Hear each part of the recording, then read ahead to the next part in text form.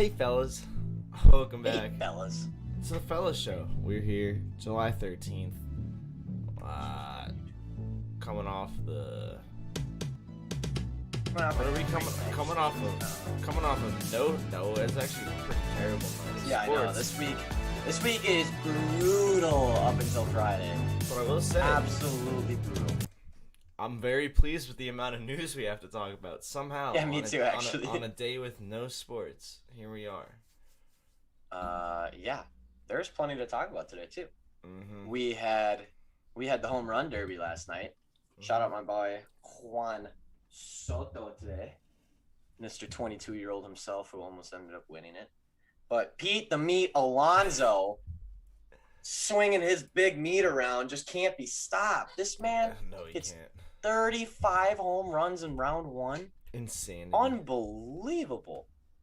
No, the home run derby was absolutely awesome last night. That was probably the best home run derby I've ever seen. All the players are super into it. The players made it so much fun. The broadcast was whatever. It wasn't the greatest, but the players, everyone made it so much fun. Yeah. That first round between Juan Soto and Ohtani was probably the most electric home run derby I've ever seen in my life. They both hit, what did happen? They both hit 22 home runs. Ohtani comes back from way down. Then they go into the overtime, or whatever you want to call it, of a minute. They both hit 5, and then they both get 3 swings. And Juan Soto goes 1, 2, 3 all yard. Oh, it absolutely incredible. Great home run derby last night. And that stadium was fucking packed to the brim. There was not one open seat in that place. Stephanie, how about Soto? Look at him. Look at the jersey. I was really hoping he was going to win yesterday so that I could come on the show today and wear this jersey. Yeah, very hype. Big Dick Pete. That guy can swing a bat. Holy shit. Fun fact. He earned $1 million, which is more than his salary with the Mets. I was gonna say it's gotta be worth more than what he makes this year. Yep, it's so weird. $677,000, and he just more than doubled it. I ran through all the stats yesterday, just of like the basic stats for all the batters. He has like the 30th ranked home runs, the 50th ranked slugging percentage, and like the 60th ranked OPS in the whole MLB. And then he just goes out there and he just absolutely destroys the ball. That man lives for the home run derby, I'm pretty sure. Yeah. He lives for the home run derby. That is where this man flourishes. They interviewed him too, and this man was locked in. He was not fucking around. They interviewed him after that first round when he hit 35, and they're like, "You love it here, don't you?" He's like, "Yeah, I love it. I love it." And they're like, "Did you feel anything like the atmosphere of the ball?" No. They're like, "You seem pretty locked in right now." And he's like, yeah, I am. And it's like, holy shit, Pete. I don't know if you realize it, but this is just for fun, kind of. Pete's like, I'm going to win this fucking thing. Pete. I'm going to win this fucking thing. Not for Pete. And I was like, okay, Pete. His confidence was insane. He did talk about it, though. He's like, dude, this is what I used to dream about when I was a kid, is like playing in the home run derby and this kind of stuff. So this is definitely one of his big achievements in life. Good for him. I think the home run derby might be the most respected like all-star event. Pretty tight with the maybe like the dunk contest or something. Yeah. But like as far as people taking it seriously, like dudes in that. Let's just see how individually powerful each one of these guys are over a 3-minute span of just watching one of the best things to ever happen in like sports, a home run. It's like, let's just watch each one get cracked one after another. And dude, awesome. The bat sounds are insane. Ohtani's bat sounds like a broomstick getting snapped every single time. He hits the ball and he's like, did you imagine? I can't even hit a ball. And these guys are out here sending them to the moon, knocking out Virgin Mobile guy in his little space commuter or whatever that thing is now. You see him flying around up there? crazy. Wait, really? No. Dude, what's his name? The Virgin Mobile guy. He won the billionaire space race. He was cruising around up in the stratosphere. Oh, yeah. You know, there's things now where you can take a hot air balloon to the edge of the surface of space for $100,000. Yeah, anyone can do it. Dude, you'd have to pay me $100,000 You can go right to the edge to go to space in a hot air balloon. Right. That sounds scary. Yeah, right. Stephanie, your props to Ohtani, man. Did the Derby, then has the opening pitch today, if I'm not mistaken. So this is Ohtani's 2-day experience, by the way. Yesterday, home run derby. Doesn't get a break in between his second rounds like Juan Soto does. So he just has to keep ripping home runs, which he stayed up. That's what you do when you're a robot. When you're insane. So he rips all those home runs, ends up losing. So now today he's the starting pitcher for. Hang on. AL. He's the starting pitcher for the AL. God damn. So Shohei Ohtani yesterday goes a home run derby. Hits 27 home runs. He's going to be gassed. Now today goes up. He's the starting pitcher for the AL and the leadoff hitter for the AL. What? You just competed in the home run derby and now you're going to pitch as an ace and lead off? You want to run for president too, Ohtani? I'd vote for him. I would. Sure, man. Sure. It seems like you can do everything else pretty damn well. Try this one out. Want to just run some sick dingers real quick just to get hype as we're leading off this morning. Yes.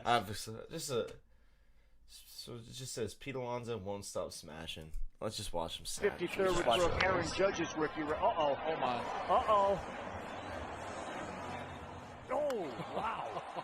He's trying to hit that scoreboard, that's for sure. Just He's got a 492-foot home run. Look out. This one's as high as it is far, and it's going to go to these seats. As someone who can barely even hit a baseball, I don't understand the skill. Another massive shot left center field. I am the person who strikes out like 8 times in a row in my local ball. Making me forget how to speak English, going straight to the Spanish right here. Balls 400 to 500 feet. Oh boy, every one of these is a no-doubter. Here to defend, and Dude, here to he was another animal. He just keeps going. He just wouldn't stop. So there you go. I think we need to find a way to make it so that that's just how baseball works. Yeah, we just watch 30 home runs a game. Yeah, or some guy can just stand there. All right, if you hit a home run, you get to stay there and try to hit another one, and they just stack. They just stack until you're done. Isn't that kind of how cricket works? Or one of those? Dude, don't ask me. I bet on a cricket game thinking it would end in one night, and then it said first inning over, and then we had to wait 12 hours for the bottom of the first inning to start. The first inning took like 2 days, and I was sitting there like, yeah, I'm ready to collect my check. If you don't strike out, you can technically just keep. You just go forever. Yeah. I think you just keep going. Yeah. Whole time, Jason, he'd still be hitting right now. He would be. Probably would be. Still pumping off adrenaline. Oh, dude, I bet he would be so sick at cricket, though. Probably. He's sick at everything. I'm sure all the baseball guys are so good at golf, baseball, cricket. So they're all just nuts. Barely hear me? Oh, yeah, I had to turn that down when the video started. There we go. Now you're good. I'm good now? Yeah. Give you a little more. Speaking of Ohtani, Stephen A is a fucking asshole. I will now, say. I know that Stephen A's whole thing's to go on national television and get people all pepped up and ready to go, set people talking. He tries to be this controversial guy, and that's what makes him popular and everything. However, you stepped over the line this time, Stephen A. Which time? And you're Both and times? you're gonna get Both times, and you're gonna get crunched for this one, and I hope you fucking do. You idiot. So not only does he completely disrespect Ohtani by saying that it's bad for baseball that the face of the MLB has a translator. First of all, who fucking cares? True. Ohtani is awesome. I don't know if you've noticed, but he doesn't need a translator to have body language and things. The man's always smiling, always having a great time. He looked like he was having the time of his life last night in the home run derby. So why can't we just acknowledge that fact rather than the fact that he has to have a translator? By the way, I heard some really funny things on Twitter last night about the translator. People were like, what if he can speak perfect English, but he just has a translator anyways? Like, he totally knows what everyone's saying, but he just has a translator anyways. He might. Anyways, I swear then tried to use this race to justify his apology. Like, yeah. Yeah, right. The apology was pretty weak, too. I saw – my favorite thing was it was the most Twitter thing I've ever seen. In their response to his apology, it was like, I don't know this guy, and I don't know the situation, but this seems pretty genuine. It's like, all right, thanks for your input. I'm glad you wanted to I'm glad you read this and wrote out a response. Not only does he screw up once yesterday, he screws up twice. Yes. By then calling out the USA men's basketball team for losing to Nigeria and talking about how they shouldn't have lost. And hey, mate, you might be right. They probably shouldn't have lost. But then he goes on this whole thing about who they lost to. And I'm not even going to try because I cannot pronounce names, but he almost purposely mispronounces their names. Like, he starts going and he messes up the first one. The joke is that look at these names. I don't even know how to pronounce Look at these names. He kind of like butchers the first two, and then he goes on to the third, and then he's like, or however the hell you pronounce that guy's name. It's like, dude, that's a professional basketball player for his country. Like, have some respect. For real, like, not even. We both sit here and say a lot of players' names a lot of the time, and I am positive that we've both butchered our fair share, right? Many. But it's when we do it, it's like, oh, that guy's stupid. He doesn't even know what his name is. It's not like the butt of a joke that their name is hard. Like, it's just a mistake. That clearly was a difference than just making a mistake in the pronunciation of a name, especially considering they weren't that hard to pronounce. I think it was like they weren't that hard names that weren't that hard to pronounce, especially when your career is like, I don't know. You see, NBA players have some very crazy names sometimes. Sometimes they're very long and a lot of consonants, and he manages to do those. You know, and on a YouTube show that you do for fun kind of thing, like, yes, I'm sorry, I'm gonna mispronounce some names. Stephen A., you're getting paid millions of dollars to be an analyst, a sports analyst. Yeah, like.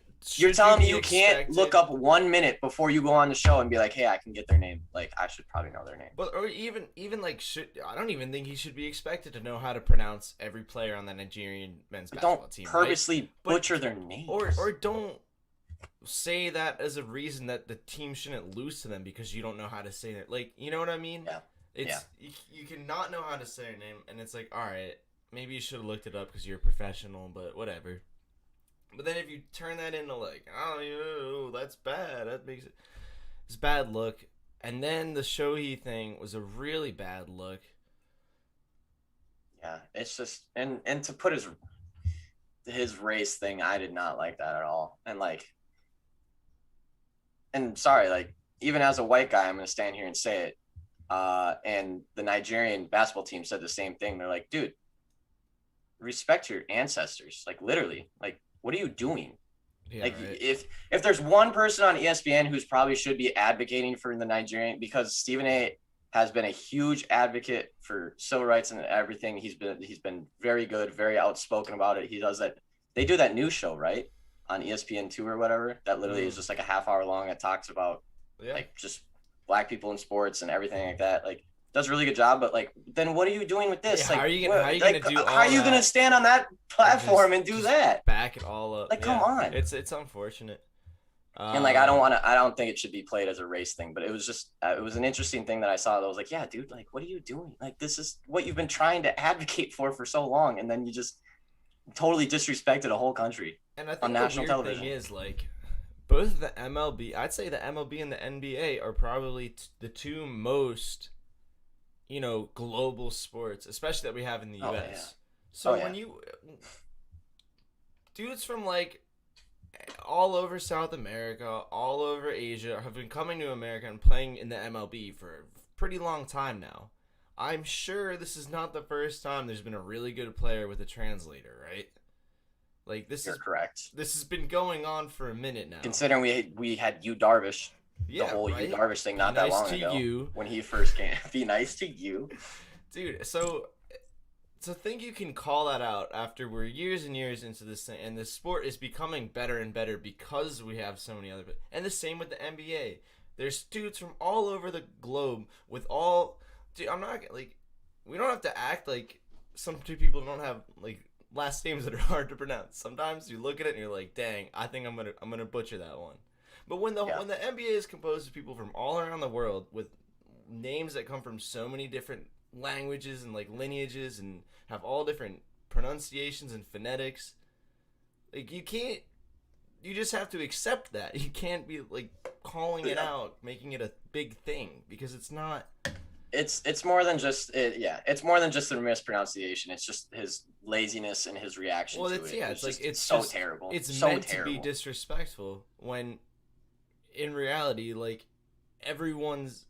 I don't know. It's just how the regular NBA. Like, there's a ton of NBA players from Africa. There's a ton of NBA players from like Eastern Europe with Russian like base names that are hard to pronounce too. Like, it's just part of the sport when it's global. Yeah. I don't know. It's bad look, but I'm assuming it's going to be fine. I'm assuming he's going to be like, oh, I'm sorry. Yeah, I'm sure he'll go clean because he works for ESPN and they have everyone under their everything. I hate that stupid organization. Screw you, ESPN, and screw you, Stephen A. I'm not, like, I'm surprised. I'm happy, but I'm kind of surprised by the backlash because I feel like a lot of the time people get away with this kind of stuff.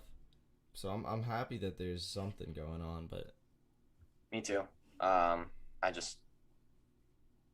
I'm so sick and tired of ESPN and all their fucking shenanigans and bullshit, and I'm sick of it. With the Rachel Nichols thing and now this and just everything that keeps coming out, it's like, yeah, there's so much shady shit that happens at ESPN for them to still get away with it is unbelievable. And we still act like they're this cookie cutter sports organization, and they're just not.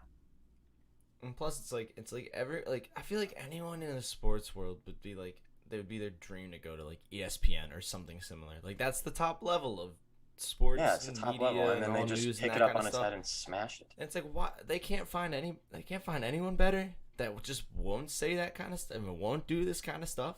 They can't find. You're the biggest like sports group in the world, and you can't find anyone else. Why does it keep happening? I don't know. I'm gonna grumble. People up there get overpaid and undereducated, and that's what happens. Yeah.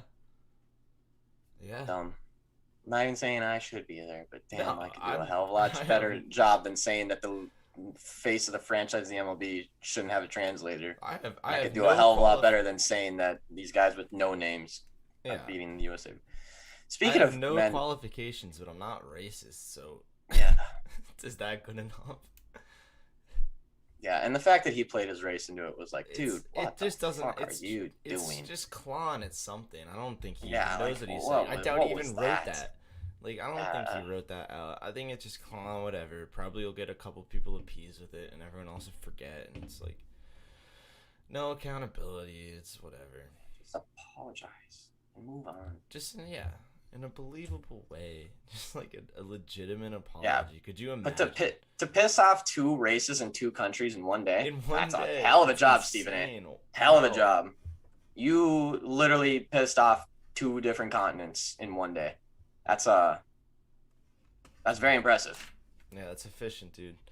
Yeah, you definitely know what you're doing. Speaking of the U.S. men's basketball team, what the fuck is going on? Yeah, they lost again.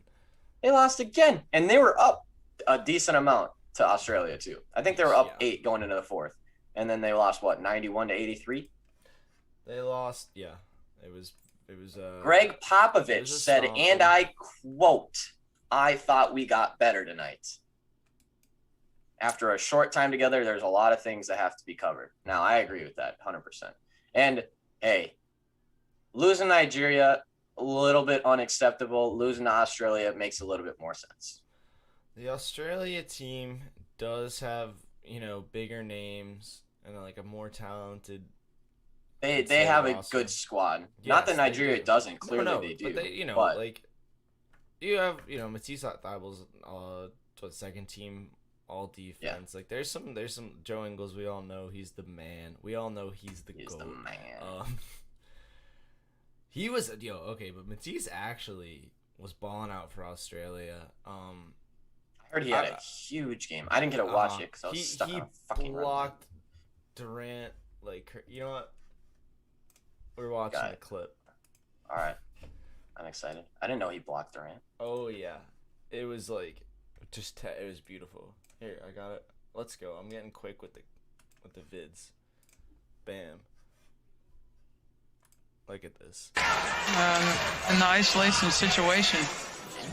Bam. Not very many defenders that win. In the isolation situation. Just absolutely. Give me that. Matisse. Give me that. Matisse. That's my ball. Give me that. Matisse. Yeah. So Australia did play very well. They have a good squad, but at the end of the day, you shouldn't be losing. We could even lose it, man, but not by what was it? 8. Yeah, that's a lot. That's 8 when you had an 8-point lead going to the fourth. 6 or 8-point lead going to the fourth. That's too many points. Oh, sorry. No. The Americans had an 11-point first half lead. Okay, never mind. They gave up a lot of threes. Jingles was talking some rah-rah, though.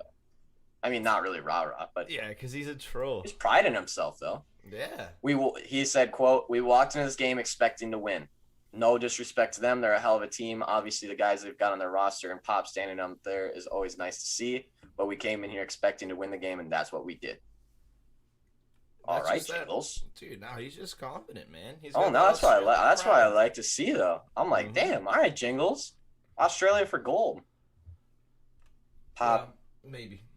Pop is done. Game has evolved past him. Bring in Snyder, Monty, Spo, or Kerr. Oh. Skip smoking that Stephen A. Popovich on the hot seat for Team USA? I don't even know how that would work. Can they? I mean, they can't fire him mid. No, not right now. They can fire him at the end of this. I think. Is he like? I don't know how like, a contract even works. Employs? Yeah, I have no idea how that works. The president? I don't fuck if I know. I don't know. The president's the GM of Team USA. I mean, Putin's the GM of Team Russia, so. Dude, he's a star hockey player. That's all I know. Can you find that clip, please? Yeah. Of Putin scoring like 19 goals. Yeah, Putin hockey highlights. That is one of the funniest things I've ever seen. Putin skating at like 10 miles an hour and scoring 7 goals. Oh. If instead of going to politics, he just went down the hockey route, he would have been better than Gretzky. Do you realize that they tried to say that wasn't rigged in Russia? Yeah. That was a real game that they said was not rigged. No, I don't think you understand how good this guy is. Oh, hold on. We gotta get past the homeowner stimulus. Dude, he's the Wayne Gretzky of Russia. I don't know what to tell you. And he would have been the... Oh, man. It's so funny. I love the fact. It's like... I just can't believe that this was actually a thing. Yeah, you always hear about, like, North Korea, how, like, Kim Jong-un, they think he won all the things, and he can do this and he can do that. It's just really funny seeing the... Like, I just feel like Putin put together this whole hockey game so he could just go out there and score. Let's see this shit. Alright, it is ready now. We're done paying our advertising dues. Wayne Gretzky, a.k.a. Putin. Someone should draft. What if he gets drafted in the next NHL draft? Alright.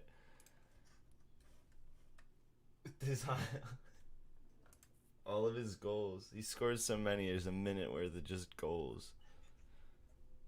Bang.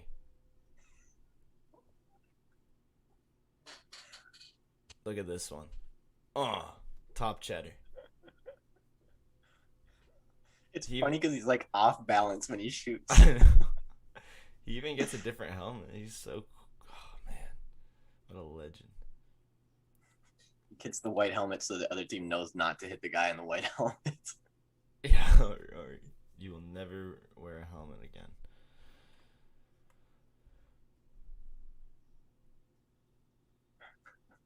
Oh, do you see that play though?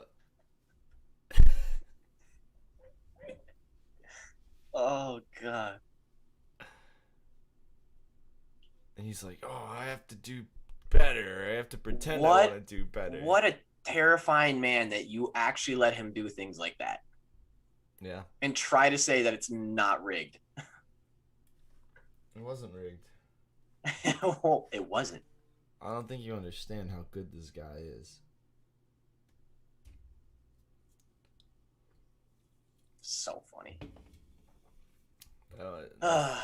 Putin. Highlight of my Can't wait life to see him get is drafted. knowing that happened. Yeah, he's going. He might be going first round after that performance. I can't wait to see him in the Winter Olympics.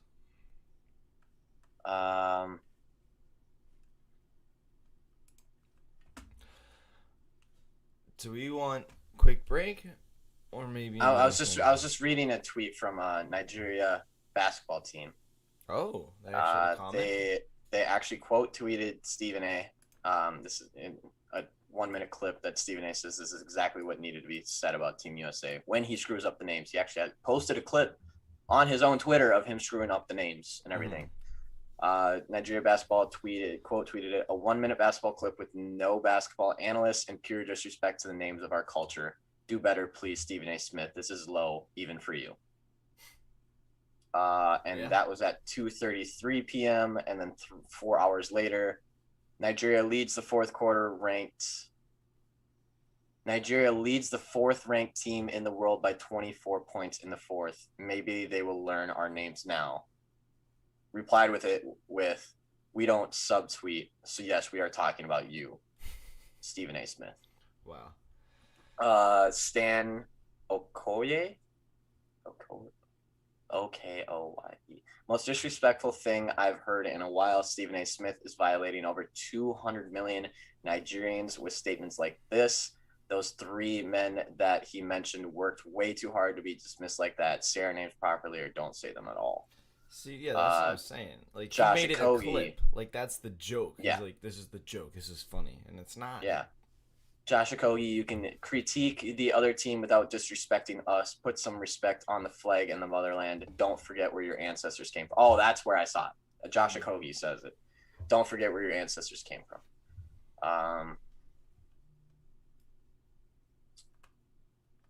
Your loss without slandering the players who gave blood and sweat to grind out a win. Put some respect to their names.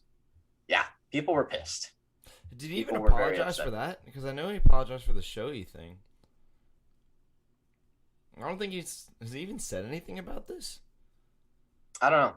I know what he actually said in the clip is there's no excuse to lose to Nigeria. To lose to some dude named Gabe Nambi, and then he pronounces that wrong. And then, who goes by Gabe Vincent for the Miami Heat, or Caleb Agada. I don't know. I'm going to screw these names up too. And then he starts to do NMA and then goes however the hell you pronounce his name. Not a good look, Stephen A. Not a good look. You're an idiot. And I don't like you. And I never have. But I don't That's think not true. He hasn't said anything about it though, right? Like, I haven't seen. I don't think so. I have not seen anything officially. I'm sure he's so half-assed weird. something, but It's so weird that he apologized for the other one and then brought up about how he knows what it's like to be like discriminated, and then he didn't apologizing the one discriminating against like his race that he's talking about how they get discriminated against already, but he's doing it, and then he's been advocating for the past 6 months. I don't over and over and over again. I want to talk about something funny. Yeah. Tampa Bay Lightning made an at the big wacky boat parade down in Tampa, because Tampa Bay has just been Well, we've all been in quarantine and sad. They've just been winning championships and out on the beach and hanging out in their boats. They've been living in another country and another world and another society. And now, they made a goof. And they at least get to celebrate this one. Oh yeah, that's the other one. The Bucks one, they didn't even plan. That just happened and ended up looking like the most lit thing ever. And then but the boys were a little too lit, and they were hanging out with Lord Stanley's cup. And something unfortunate happens. Oops. Do we see this? It's too big now. All right, look at this. They put a massive dent in it. Look at that thing.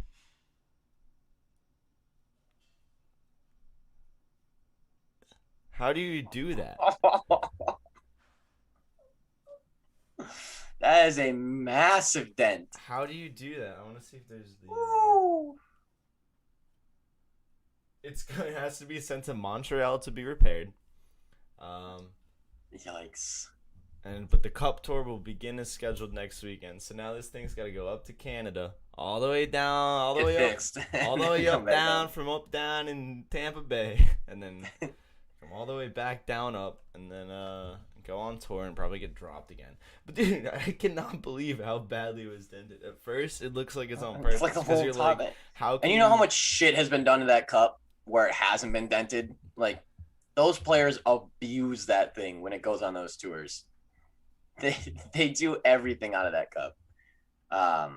Isn't Alonso from Tampa as well? I think he is. Pete Alonso, big dick, meat Pete. I'm telling you, whatever's going down, we got to drink some of that Tampa water. Maybe we need that TB. We should get some TB12. Like get on the TB12. The electrolyte, whatever. Yeah. Yeah. And see how it affects our day-to-day life. Let's kick it to a break, and then I'm going to rip apart Braxton when we come back for saying Dak Prescott plus 185 comeback player of the year. It's going to be... I have some things to address with that comment. Really? Yeah. Okay. Talk about Dak Prescott. That's a little intimidating, but Dak we'll Prescott, see. comeback player of the year, my ass. You don't think? I guess that's probably what he's inferring, isn't it? All right. Ooh, Carson Wentz. You really think? You think? I do. Kick it to a break. Kick it to a break. Kick it to a break.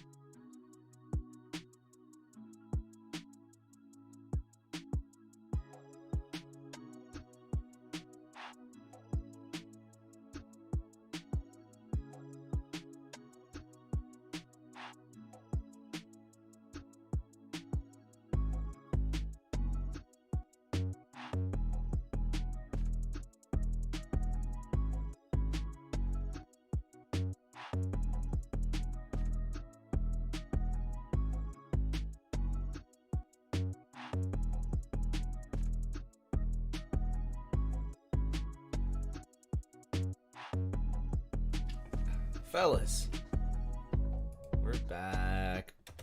Now, I believe we left off on a bit of a cliffhanger. Just a little. So Dak Prescott for comeback player of the year, huh? He has the media on his side. I'll give him that. That is definitely going to be the number one narrative. Braxton, Dallas Cowboys starting QB coming back off injury. The media is going to eat it alive. However, when Carson Wentz is the leading stat leader this year for QBs, he throws 48 touchdowns, 12 interceptions, 4,400 yards. 47.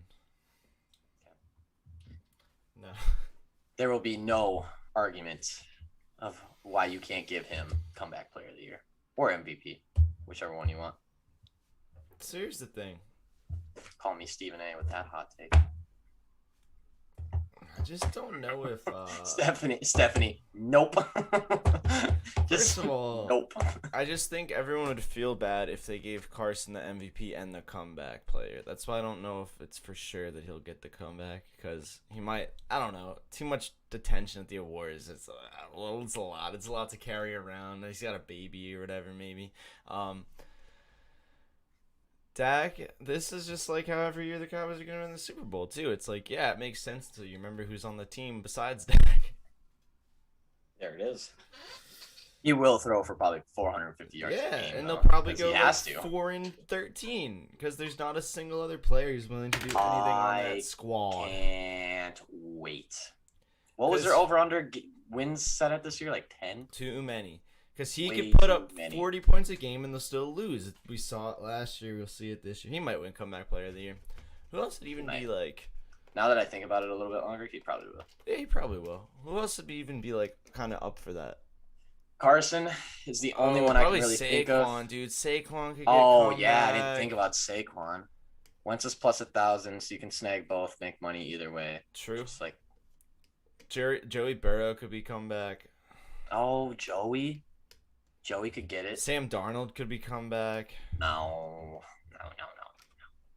Coming back from what? Just a god-awful team? Yeah. Dude, that's a lot to come back from. Do they actually give awards if you didn't actually get injured, but you came back? Oh, for sure. They? Dude, I think, I'm pretty sure there's been some comeback guys who've just been like, just after really bad and then really good. Like, yeah. Huh. Joe Burrow has second best odds. Carson Wentz is plus 1,000? That seems... Why is everyone writing this man off? Just because I think it's like... I think it's just because he's like not an Eagles fan in any way, shape, or form. Trust me, it's one of my least favorite football teams out there. But I did get to see Carson Wentz play for 3 years in front of my face almost every Sunday, and I don't understand why people are writing him off right now. He's got a better team, a better offensive line. Like he's just. I think comeback player of the year is just a whole different thing. He didn't come back from. Yeah. I mean, like what you just said. Like, can he even? Because he didn't come back from an injury. He came back from also a bad team. So you'd be in Sam Darnold category. Tannehill won comeback player of the year after being traded from the Dolphins. Yeah, but wasn't he coming off injury though? I don't think so. I forget. I feel like it wasn't like a major. Yeah. Michael Vick got comeback player of the year after coming back from dog jail. Dogs. Yeah, so that's also a way. Gronk. Oh, dude, I like looking at the list. Alex Smith obviously got it when he came back from the dead. He should have gotten that even just for stepping on the damn field. Crazy. I didn't think about Saquon. That's interesting. So Joe Burrow has second, CMC third. CMC shouldn't be getting comeback player of the year. Come on. He played half the season last season. Saquon has fourth. Nick Bosa. Oh, wait. Saquon has fourth. Nick Bosa, fourth. Wentz has fifth.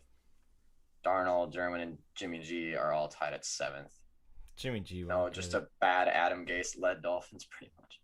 How does that man still... Do you think that... See, dude, if Tannehill can get it from a bad Adam Gase-led Dolphins, then Darnold can get it from a bad Adam Gase-led Jets. Do you think that owners or GMs hire Adam Gase to tank?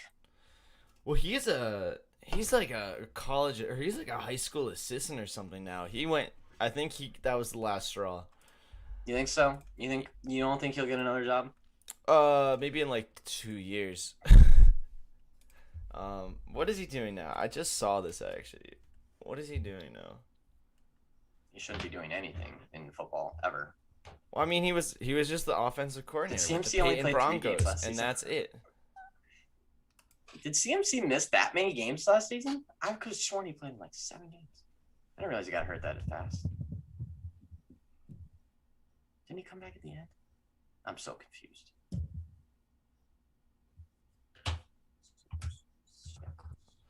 I can't. What is he doing now? Whatever. But offensive coordinator of a local high school team now. So. Huh. Offended. He didn't even get the head coach job? Nope. They're like, no, we can't trust you with that. Okay, CMC could definitely get comeback player of the year. I didn't realize he only played 3 games last year. Yeah. And then remember, it also does count on them playing well this year. Yes. Which is why I could see Carson's a little lower and Dak's a little higher. Because it's easier to expect someone to play well after an injury than after just not being good anymore for no particular reason. Yeah, I agree. I don't know. Interesting running. That is a really interesting lineup. Yeah. I don't know who would be my favorite out of there. I guess Dak is the easiest choice. Joey Burrow is a good one too, though, because the media love Joey too. The thing is, I don't know if you have to think like, will the Bengals be good enough to allow him to be good enough to like come back? I think if he has a season that he was projected to have last season, he probably could get it. I agree, but I think he was also projected to get murdered about when he did based on that offensive line. I can't believe he lasted as long as he did, honestly. Me neither. Oh, dude, we said it all season long. Like, it was so obvious. Please help him. It was hard to watch because it was hard to watch because it was like he was just getting crunched back there, and it was like he's going to get hurt. Like, someone needs to help him. Even the announcers said it every single game too. They're like, dude, you need to protect this man. Sure shit, there goes his ACL. America's team, though, and I think Burrow's offensive line cost him his season 100%. Yeah. God. Did they help him at all on offensive line? They did a little, right? Yeah, I mean, it's not worse. I was kind of pissed that they went. We're going to see if it works, though. I was pissed that they went Jamar Chase with their pick. Yeah, a little bit there. But I think I mean, like, I understand the whole – I understand why they did it, but at the end of the day, I was like, please, God, get an offensive lineman for your quarterback. He's coming off an ACL injury. Help him. They got some, I think, one big name. But again, it's always like when you get a vet O-line guy, you never know how that's going to work out. I feel like 80% of the time they just are bad for like 8 weeks and then either get hurt or get outplayed by a younger guy. Every time there's like some big O-line signing. I feel like it rarely works out. That's why it's so important to draft them. It's so important to draft them. Dude, this article written a month ago, Bengals offensive line higher than expected in updated rankings. Well, I don't know what. I mean, higher than expected. What are you ranking them on? Higher than expected doesn't mean a lot for me when you didn't have an offensive line to begin with. So. And they haven't played any football yet. I don't care what you rank. Okay, I rank them at the first best offensive line right now, until they aren't. Like, what are you basing it on? Just if you hope they are. Yeah, Burrow will be getting Quentin Spain, Michael Jordan Spain, blah blah blah blah blah. Okay, yeah, they made some moves, but he's still gonna get crunched back there, man. Yeah, I think. Help him. Help Joey. The rest of the team isn't even that bad. Like, they never really have been that bad.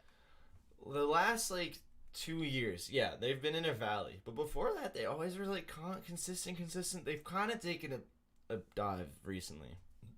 A little bit. Excuse me, because they've lost and I'm not even saying they're bad moves, but losing AJ Green and losing Gio are two long-term pieces of that offense that were always consistent. And I don't think it's a bad move. They were getting up there in age, and they both, they're somewhere better now. Maybe they'll get a ring. Good stuff like all that. But Stephanie said a tiny bit, but not enough, in my opinion. They should have immersed more money into the O-line for the sake of their franchise. Yeah, exactly. Absolutely. That should have been where all your money went. Like literally all of it. Yeah. You don't need anything else. You have the QB that you need. Just protect him. And their wide receivers aren't great, but they're not terrible. No, they're not bad. It would have been fine with Boyd and the other two young guys that I forget, Higgins and damn it, I'm gonna forget the other one. No indoor practice facility. Nope, they don't. No, they don't. Always remember. For some reason, that has been super newsworthy this offseason. Even though they haven't had an indoor practice facility since the beginning, I have heard that story so much more this offseason than I ever have before. I don't know, dude. And it makes me think that they're probably going to get an indoor facility. No, this is exactly what happened last offseason. I remember it, man. Every day was, and they don't even have an indoor practice facility. And this Really? was right after they got Burrow. I'm like, it was the exact same thing. I was like, oh, well, they're going to have to get one after this. They're getting publicly shamed here. How do you not have an indoor practice facility? I think they just use a local one that isn't technically theirs, but they like have access to it. But they still don't. I think they're the only NFL team that doesn't have their own one, or at least one not in Florida or like Cali. Yeah. Yeah. So yeah, Higgins is great, but a wide receiving core means nothing when his face is in the ground the whole time. I would absolutely agree with you. Yeah. Poor guy. But like again, 65% completion percentage, 2,700 yards, 13 touchdowns, 5 interceptions, and a 90 QB rating. That's what he did last season with no offensive line, no AJ Green. That's pretty damn impressive. If you ask me, for his first season, are you kidding? And I know that Baker Mayfield had like the best rookie season since Peyton Manning because he threw so many touchdowns. But 5 interceptions in your rookie season. I know he only played 10 games, but 5 interceptions in your rookie season over 10 games. I think it's 10 games, right? That's 10 games. We just looked this up. Yeah, I know I did. 10 games. Like that's a hell of a good start, and then just tear your ACL. Bad Bengals, bad. What else do we have to talk about today? He had the best rookie season ever. Herbert, actually. Oh, I forgot Herbert. God, I'm so sick of the Herbert hype. So sick of it. I can't wait for him to regress the season and everyone to shut up. Good Lord. I don't know why I'm so low on Herbert, but I am. I've heard so much hype about him this offseason. And I'm like, we saw him for one fucking season. Okay, you saw Joe Burrow for 10 games, and here you. Hey, but I like Joey. Damn it. There you go. You just don't like him. You've answered your own question. We saw Justin Herbert because someone purposely stuck Tyrod Taylor in the ribs with a needle. Yeah. Someone knew. Someone knew. Someone knew that they had to get Hibby on the field. Yep. Oh, I'm into. I like the kid. I'm higher on Keenan Allen than Herbert. Whoa. Keenan Allen. I love Keenan. He's just such a crisp route runner. He's just getting a little up there. Getting old. Getting a little up there, but he's still. I want to see him play for a different team just to see what it looks like. Yeah. I want him to have like an Aaron Rodgers or something, or like get him with Fitz. Let him just run and get him with Fitz. Just run down the field, Keenan, as fast as you can. Can you imagine if Fitz had like Tyreek or something? It was just like every single play, he's like, Tyreek, just go deep, dude. I'm just gonna I couldn't launch it. He'd still probably overthrow. He probably would. You want Doc was doing God's work out there. It's true. What should we talk about? The Rams. Oh, that's right. This is pretty cool, man. There's a bunch of crazy stuff going on. Dude, so there's like, let's start it off. I gotta break this down because this is gonna be big because we're just getting started in this one. There's gonna be a lot more that comes out with this. St. Louis filed a lawsuit against the NFL back when the relocation happened for the Rams to LA. It's been years now. We have not gotten a settlement now, and it's expected to culminate into an actual trial, which is crazy for people with this much money and this public of an issue to actually get to trial. This is going to be interesting. The big news right now is that St. Louis applied to see the financial worth of all of the NFL owners and Roger Goodell, because they suspected that they were they were operating in a fraudulent manner to kind of hide the planning of relocation and the purchasing of the land in LA and all that from St. Louis until they already relocated it. So they were being fraudulent and all, and they just got permission so far to see 5 of the owners, the Rams owner, Cowboys owner, Patriots owner, Giants owner, and former Panthers owner, as well as all of Roger Goodell's financial information. Those are some big owners' names, by the way. That's like the biggest Jerry owners Jones, I can think of. Rob Kraft. Yeah, you're talking about big time. Wait, what were the other teams? John Mara from the Giants, Stan Kroenke obviously for the Rams, and then the former Panthers owner Jerry Richardson. You have to understand, these are 6 of the most wealthy people in America, and the fact that they're being forced to turn over that information rarely ever happens. I'll put it like. And that could lead into some other. Yes. Why do you think these things settle all the time for so much money? They don't want this to happen. They have 10 and more days, this St. Louis does, to present evidence supporting that they should be... LA? No, the city of St. Louis. Oh, really? Yeah, LA, the Rams aren't suing themselves. No, I know. I thought you meant, okay. Yeah, the city of St. Louis. They're, in the next 10 days, they can put in whatever other evidence they want to force other owners to surrender that information as well. But those 5 so far have had enough evidence against them to already if they do have enough evidence, what is like the repercussions of who gets in trouble for this, and what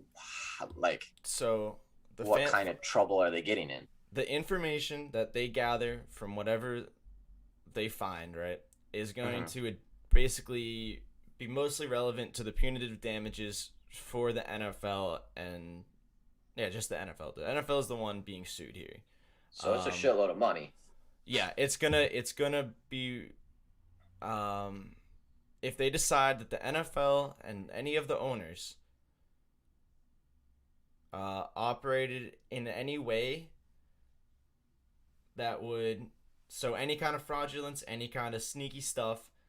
So right now, St. Louis is just definitely suing. Happened. Right Which now, definitely happened. Yeah. So right now, St. Louis is just suing for the money lost by the plaintiffs in St. Louis because of the move. Then, if you're adding punitive damages due to their acting in any way that would be illegal, fraudulent, whatever, then the financial worth of the defendants is what's used to determine what the punitive damages will be. So they're actually looking in like Jerry Jones' bank account and they're saying, all right, he has $100 kajillion. We can't just give him like a $10,000 fine. Like we are going to have to go big. It's going to be at whatever level of wealth they're all out, which is why this rarely happens. Wow. And you got Jerry Jones and Robert Kraft as part of that. So listen to this. There's some evidence. Here's some of the evidence that allowed him to get this information out. A phone call in 2013. With Kroenke, the Rams guy, Goodell, Mara, and Steelers owner Art Rooney, who has not been required to surrender his information yet, but he might be. Kroenke said, "I'm going to buy 2 parcels of land and build a stadium in LA."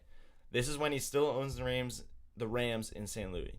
And he said, "I'm trying very hard to stay under the radar screen and keep it hidden." And Goodell said, "We will respect your confidentiality." Which he didn't. No. Then the Rams COO gave Goodell talking points to say about the land.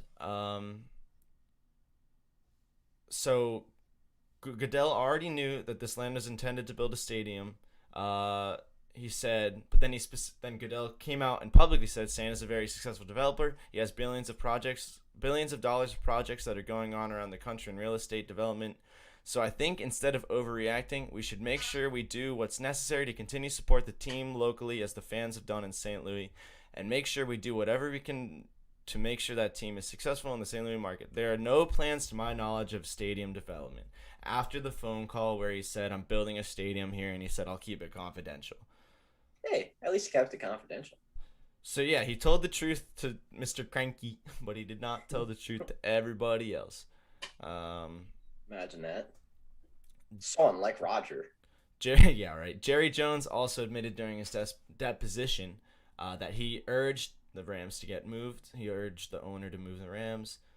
What do you think that why do you think and then that this is just a little more thing with Jerry Jones. That's just like the last thing. So after Jerry Jones was urging them to move, one day after the vote to move happened, the Rams signed a contract with Legends Hospitality, which is partially owned by Jones, to sell all the luxury suites in the stadium in LA. There it is. There you go. I was wondering how Jerry Jones was involved. Yep. He gets a cut of the cake. Come on. Very interesting. You know Jerry Jones gets a cut of the cake. And Jerry Jones, that makes sense with the luxury seating and everything, because Jerry Jones has absolutely transformed stadiums. Absolutely. New stadiums with luxury seating. If you don't know how the NFL works, and I'm sorry, I'm a little bit rusty on this. It's been a couple of years since I learned it in school. But if you don't know how the NFL works, there's a revenue sharing program that goes on. And that's so the Dallas Cowboys and the old Kansas City Chiefs could still have a stadium that works and still make money and everything like that. They all make money. Anyways. Yeah. Basically, any seat in your building, you have to revenue share. The NFL has a huge revenue sharing, huge. It's bigger than any other sport. However, luxury seating does not get included with revenue sharing. Suites, luxury boxes, all of those seating does not get included with revenue sharing. Only the normal stadium seating gets included. So what did Jerry Jones do when he built the new AT&T Stadium? He filled it with luxury seating and suites everywhere. It's the most luxury seating and whatever you want, suites of any stadium in North America. I'm almost positive. And now, since he did it and figured it out, all the other stadiums that are popping up after AT&T all are doing the exact same thing. And I'm sure he's got some kind of monopoly on luxury seating. I'm sure he's cracked the code and figured it all out. And so that makes a lot of sense. But understand that if a owner is putting a shitload of luxury seating in a stadium, he's doing it for a reason. He's doing it to fill his own pockets. He's not doing it to make the stadium look better. Nope. That is completely separate from the revenue sharing. They don't have to pay a fucking dime of that to anyone. They get to keep all of that revenue from luxury seating. And that's why like 40% of AT&T Stadium is luxury seating. Makes sense. Scheming little bastards. Absolutely scheming. This whole thing Herbert is is a dog. Scheming. Yeah. Interesting stuff though. I'm very excited to see where this goes. I know, me too. I'm very excited. Right before the season starts too. Like, by the way, officially since yesterday, since Sunday, 4 weeks until our first preseason game. 4 weeks. 1 month left, everyone. First preseason game.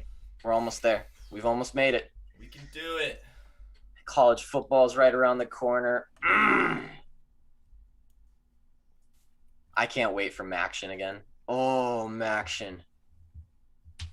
That was my favorite conference to bet in college football last year. MAC. The MAC. They came together when everyone else was falling apart. Maction, baby. Can't wait. We're up to... Give me Toledo. We got the boys in today. What else do we got? Do we want to do a quick break? I was thinking because we don't have much betting. So we have no betting. Oh, we do have the All-Star. Actually, let's talk about the All-Star game. Let's talk about the All-Star game for a little bit tonight. Shohei Ohtani, Shohei Ohtani, obviously pitching for the AL. Max Scherzer pitching for the NL. Now, Ohtani is a robot, right? However, he will not be a robot tonight. I'm sorry. Think he's gonna be a little tired?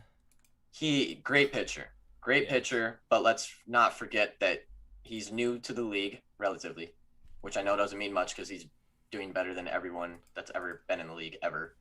However, he's going against the 9 best batters in the NL.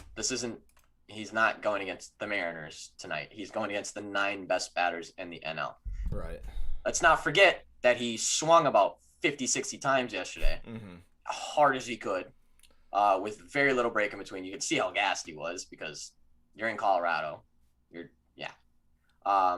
probably going to be, I'm no doctor, I'm no expert. Probably going to be a little bit sore today, though, I'm going to guess, to try and be an ace pitcher against the 9 best batters of the NL. I don't know if there are. You think? And the lead off, yeah, and the lead off. If you didn't want to, Jesus. So yeah, it's kind of interesting actually because he's AL. He's going to be the ace, the lead off, and then once he gets pulled from being the pitcher, he's going to be the designated hitter, which is just crazy and like absolutely absurd to me. Braxton Lewis stays in plus 250. You mean Brooks Koepka plus 180, Xander Schauffele plus 150, all to finish in top 10. Okay, Braxton with the little golf bets. If you want to take a shot at something, Lee Westwood to win 5,400. If Lee Westwood does not win this major, he will break the record for most. Blake Koepka. He will break the record for most majors ever played in without winning one. Interesting. So if you're into feel-good stories, you want to bet him on? Hey, something crazy happens, a feel-good story, a little narrative story kind of thing. Has lost more than anyone in the world. I'm just saying, $50. Yeah. Only because I saw Jerry on Twitter place it. $50 pays like $2,800. So hey, it's a fun story. But no, I would be taking the only bet I'd probably take tonight is Tatis home run because not playing in the home run derby last night, which he probably should have. He's probably going to try and show off some power because he's young and a little ego, and I love Tatis, by the way. And then I'd take Ohtani over earned runs if you can find the prop. I have not been able to find it anywhere, but if you can find Shohei Ohtani over earned runs, I would absolutely take it because I think he's going to be a little bit tired, and this is just the 9. Like, Max Scherzer's been in positions like this before. I don't think Ohtani knows what he's about to get smacked by. I mean, I'm sure he does, but like, and he definitely knows, but like, there's not. Hey, as someone who has to bat, like I just don't see. I know, like, what if he just goes out there and yeah, or he's gonna be tired, but I don't think there's any in between. I don't know, man. Robot Ohtani, I could easily see him coming out pitching 6 innings, perfect. Just being like, yeah, I didn't win the home run derby yesterday, but watch this, and then comes off his leadoff and hits a dinger. Could happen. But I do think what a magic alien robot, man. I know, right? I do think he gets shelled a little bit, though. Yeah. Yeah. If he that's just a tough 2 days, if he dude. just plays well, like not even like crazy, that is one of the most impressive things ever. I know. To do the home run derby and then pitch as an ace the next day and the leadoff. And the designated hitter. And you're gonna be the designated hitter. Like, what the hell? What is this man on? I'm telling you, we don't check this man for PEDs. We check him for wires. He's a robot. An alien guts. Guess he's from space. National League -5 first inning is plus 200. Your fee is minus 150. I would definitely be taking that year fee. Why? Yeah, no. We should kick it to a break. Yeah. Come back. We'll talk for the last 40 minutes. It's just the fellas are in the chat today. I didn't even realize it's been a fun Tuesday. been a good Tuesday. Good Tuesday. Break real quick. Get back.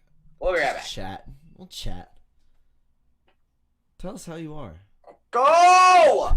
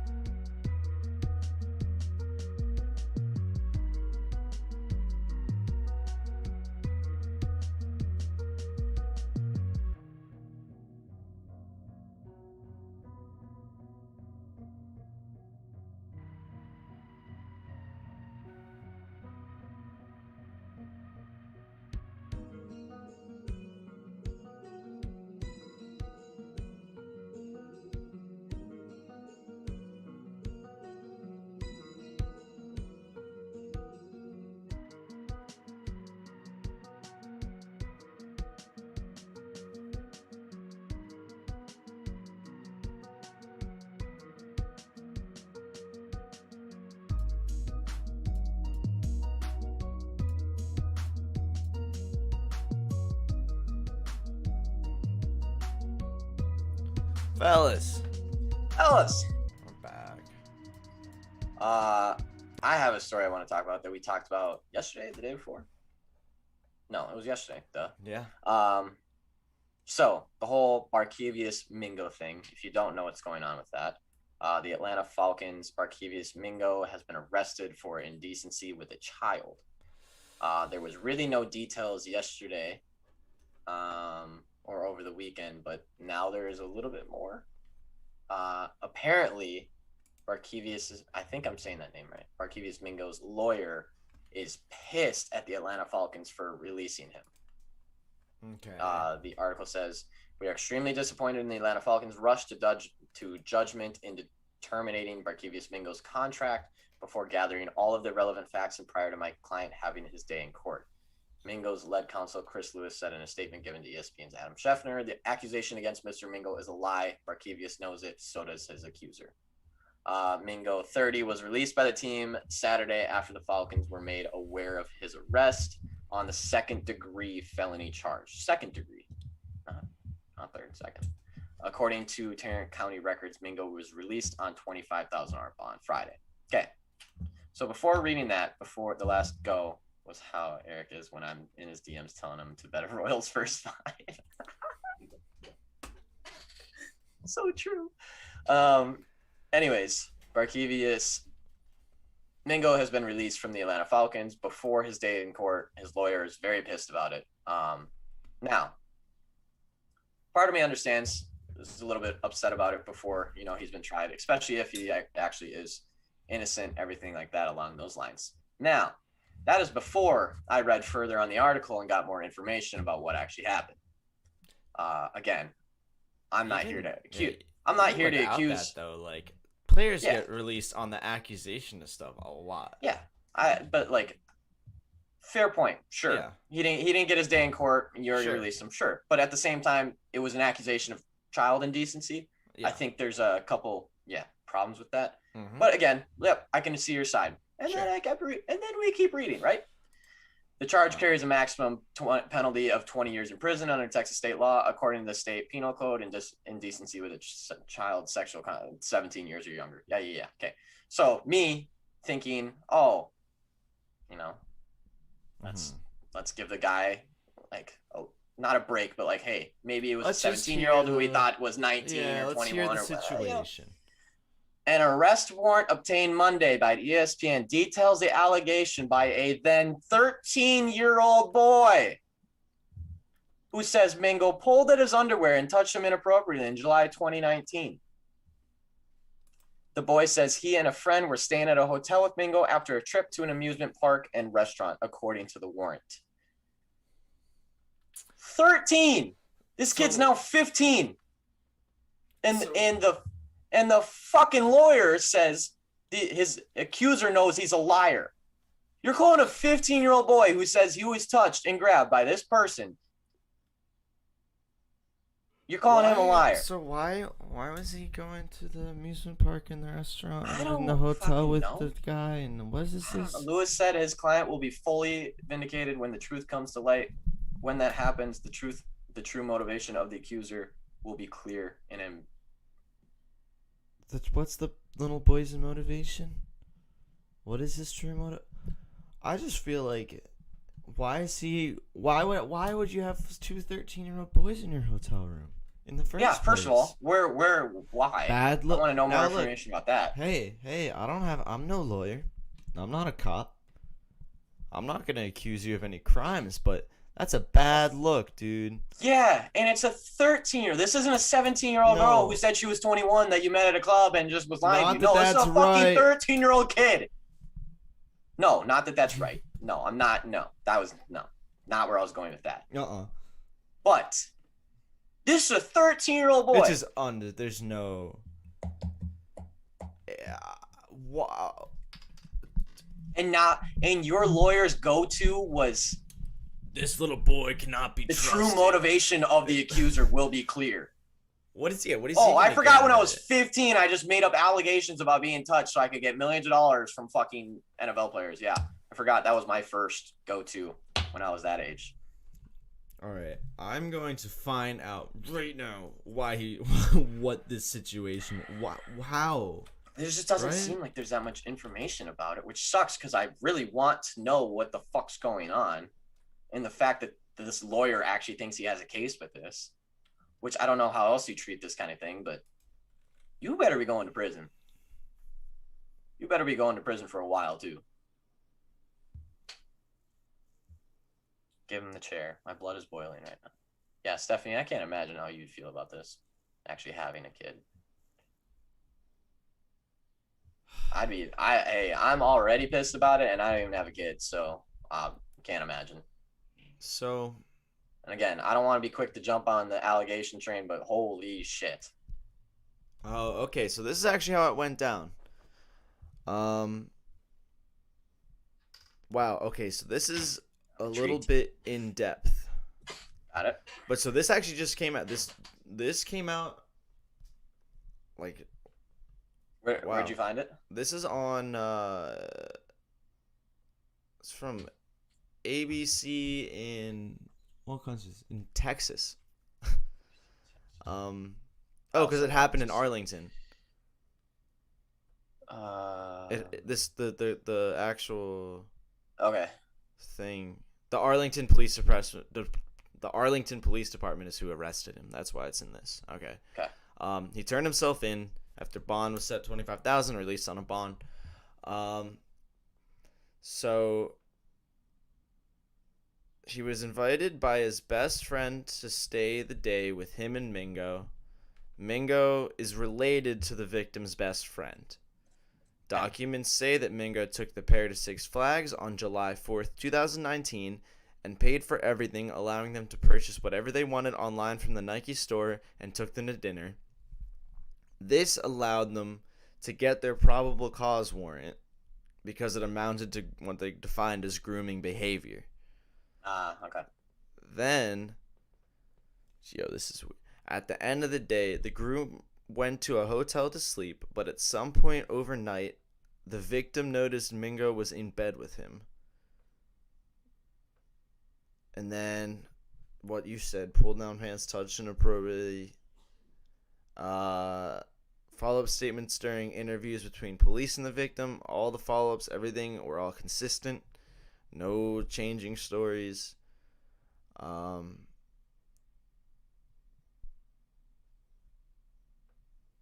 So on June 17th, like a year after, he denied assaulting the victim, and he told police he had 2 rooms, one for him and one for the 2 children. However, the victim's friend, the other kid who invited him there, told the police that he did not sleep in the same room with the victim tonight, and that contradicted Mingo's claims, meaning that they were each in a separate room, meaning Mingo had to be in one. Wait, so the friend said there was not 2 separate rooms? The friend said he wasn't sleeping with the other kid. The friend said he was in his own separate room. It's frozen. Reconnection successful. We should be back. Hey, we're good. All right. Hi. Sorry. Good timing. So yeah, his Mingo said the 2 kids were staying in one room. He stayed in the other one. The other friend said I was in my own room and he was in his own room, as in him and the other kid. No mention of where Mingo was, which would align with the victim's story and not Mingo's story. Get out of here, you advertisement. So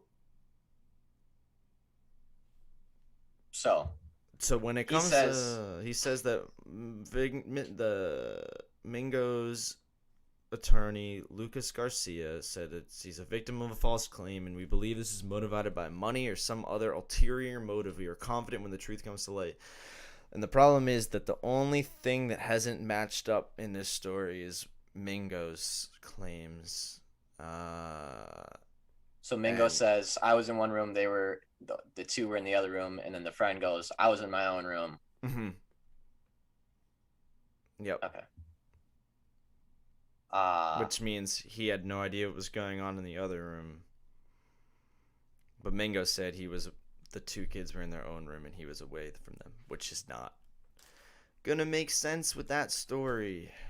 Not good. This is not looking Cancer good. Facts is presented by Texas Oncology. Oh God, it's Why is it important to assess your inherited cancer? I gotta find where this ad is coming from. Oh my God, it's so loud. Oh my God. Alright, well that was the end of the... Jeez. I had to turn it... Alright, we're good. Garcia, Mingo's lawyer, says, and I hate this shit. I hate this shit. This is the kind of sentence that makes me absolutely believe that Mingo is At this stage, our side has very limited information, Garcia said. What we do know is these allegations are from over 2 years ago. I hate that. Just because it happened 2 years ago doesn't make it any less relevant, Garcia. Yeah, that's the thing, man. That's not something that's There's not a on your side. statute of limitations. It exists, and it's not 2 years, so you can't say that. Legally, it means nothing if it happened 2 years ago. It's just as relevant.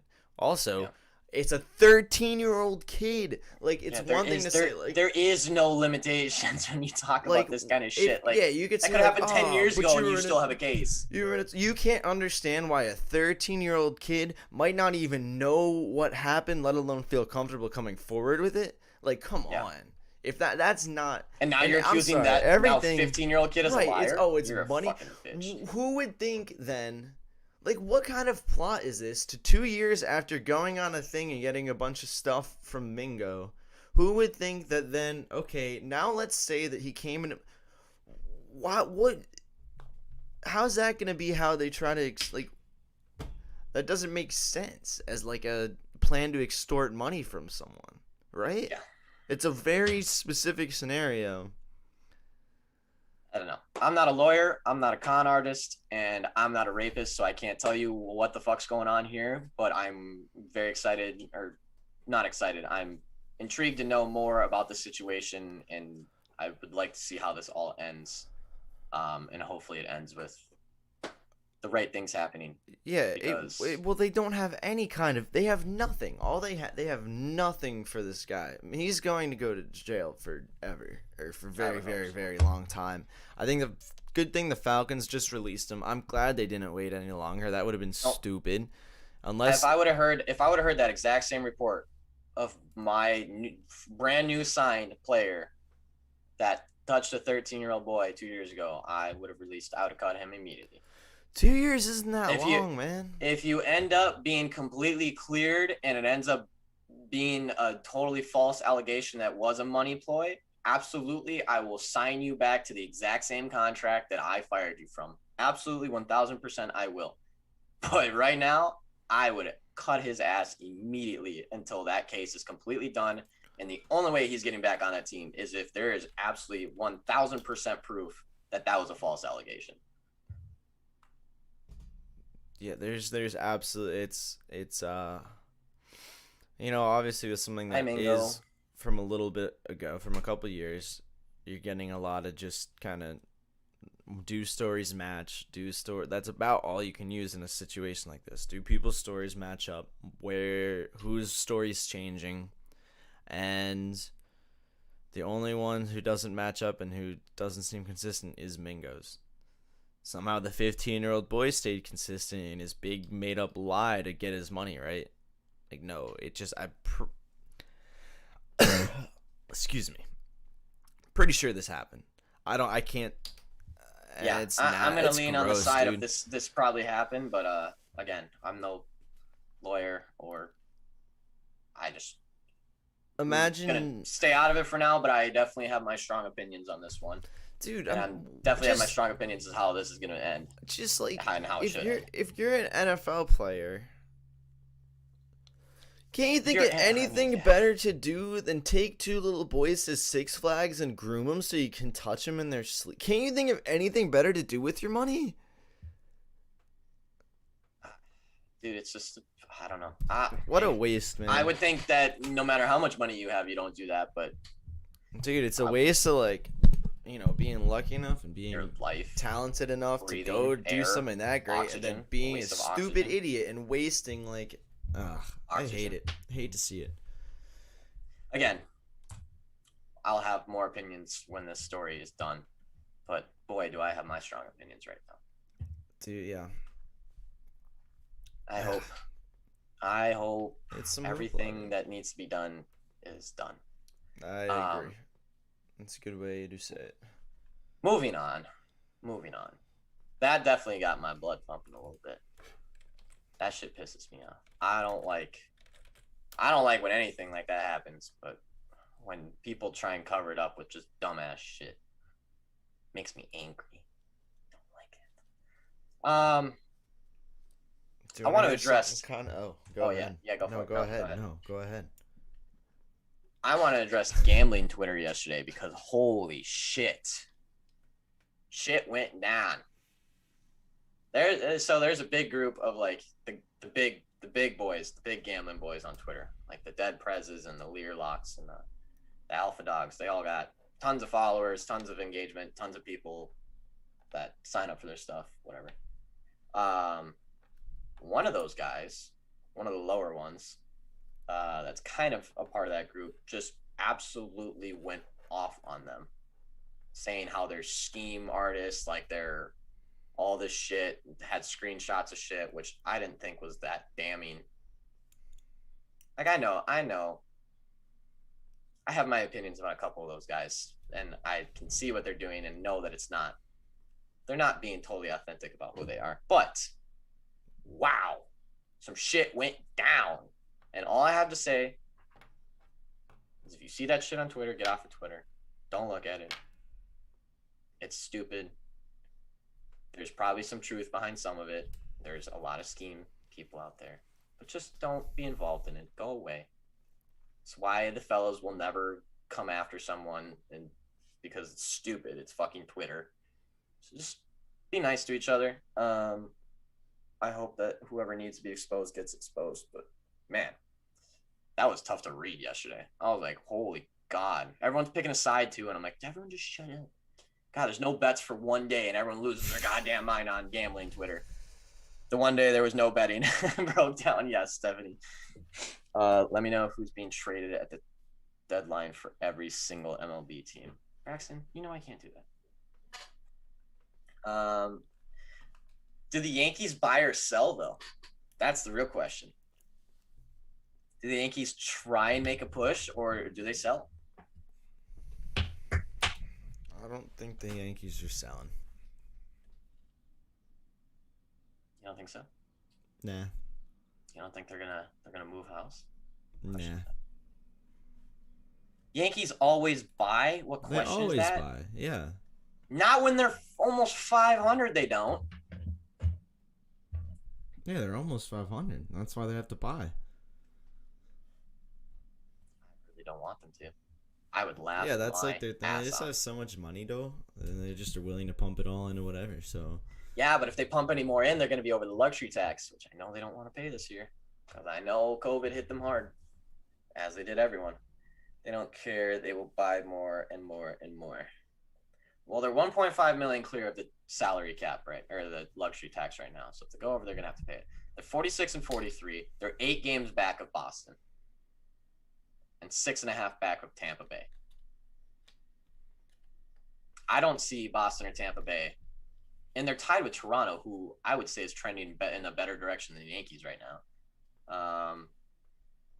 I don't know if it even makes sense. Like, they have to hit the luxury tax if they buy. They have to. Yeah. They're that far underneath it right now, so they have to do it if they buy. They're 8 games back.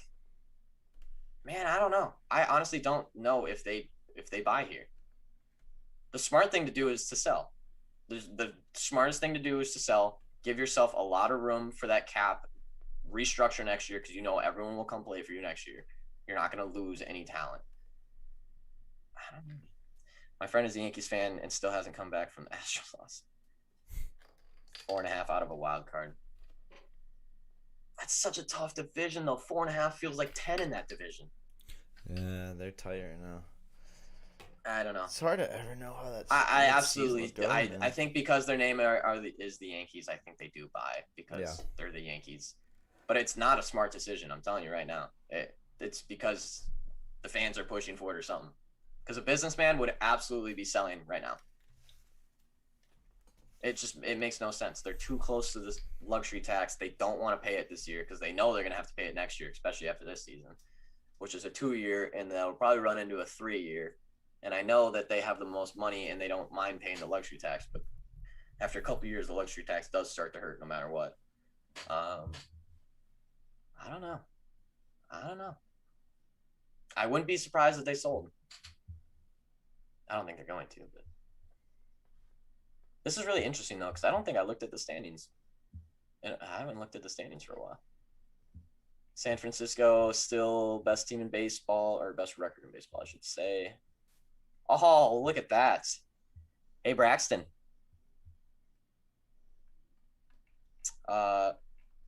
seems here that the Twins have a better winning percentage than the Kansas City Royals. Thanks. I didn't think that was actually possible. But it says right here on my screen that Twins have 39 wins and Kansas City only have 36. They aren't smart. They have won as many ships as the Royals in the 21st century.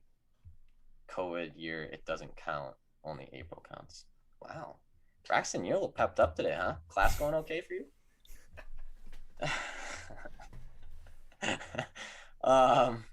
Worst team in baseball currently, Baltimore Orioles, Arizona Diamondbacks. Interesting. Wow, there's only 4 teams with a worse record than the Kansas City Royals. Whew. Ouch. Stephanie, are you still in here? Stephanie, who is your baseball team?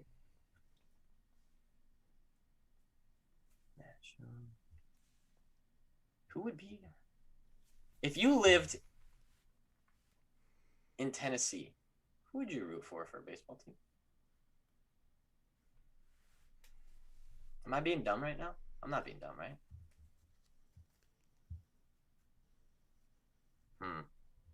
I don't think you're being dumb, but I don't want to be dumb too. I don't want to be dumb. But I'm not going to add on to your notes. I'm going to go, Cincy? I don't know. Brewers have a AAA team in Nashville. Yeah, but that doesn't mean she's a fan. I'm talking about MLB here. Come on. No one is rooting for a AAA team from Milwaukee. Let's go Trenton Thunder, baby. Rest in Trenton peace, though. Thunder. Yeah. I know someone who worked for them. It was always funny because it was so much closer to Philly, but they're a Yankees team, and everyone would wear their Phillies jerseys to the Trenton Thunder game, not even knowing it was the Yankees farm system. Like they're just like, let's go baseball. It's a good time. Everyone in the chat who plays fantasy football, where are you drafting Patty Mahomes? Where does Patty Mahomes supposed to end up we don't this have year? to spiral into this. I just want to hear where everyone would take him this year, because I'm very intrigued. People in Iowa cheer for the Cubs because of the Iowa Cubs. Ew. Chicago team's gross. I'll never be able to like a Chicago team ever. The Blackhawks ruined it for me.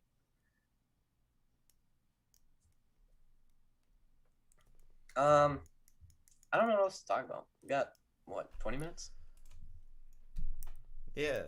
I want to find all the international basketball scores, but I can't. You're right. It's very hard to find. Olympic. Okay, I'm just going to... The new... Michael Strahan is not the actual all-time sack record leader. Wait, sorry. What'd you say? He's not the all-time single-season sack record leader. Not the all-time leader. He's not. It's been falsified. What are you talking about? Michael Strahan. Oh. He is no longer okay.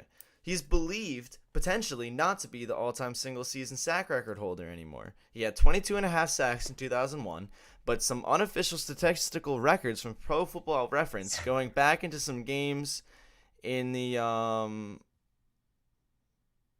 it actually went through and recorded as many sacks as they could from video from 1962 until 1982, which is the year the NFL actually started officially checking the stats. And a Lions player, Al Bubba Baker, actually had 23 sacks in his 1978 Defensive Rookie of the Year campaign.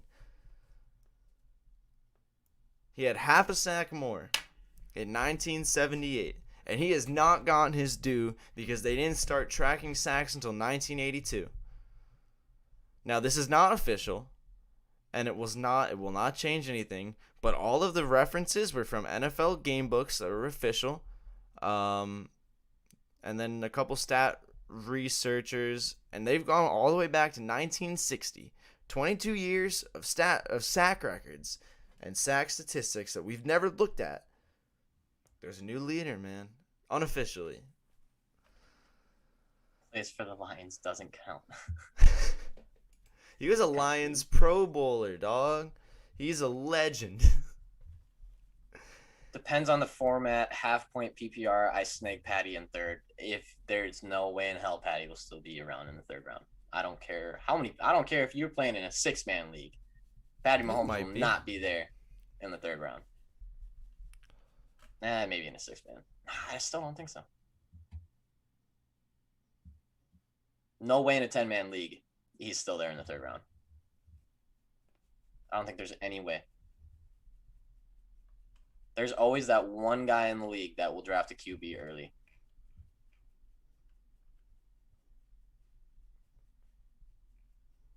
Did he retire early? No, did he retire early? Who? Al Bubba Baker? Al Bubba Baker, yeah. Let's see. He played. He's still alive, so that's good. He's 64 now. He was a 3-time Pro Bowler. Oh dang.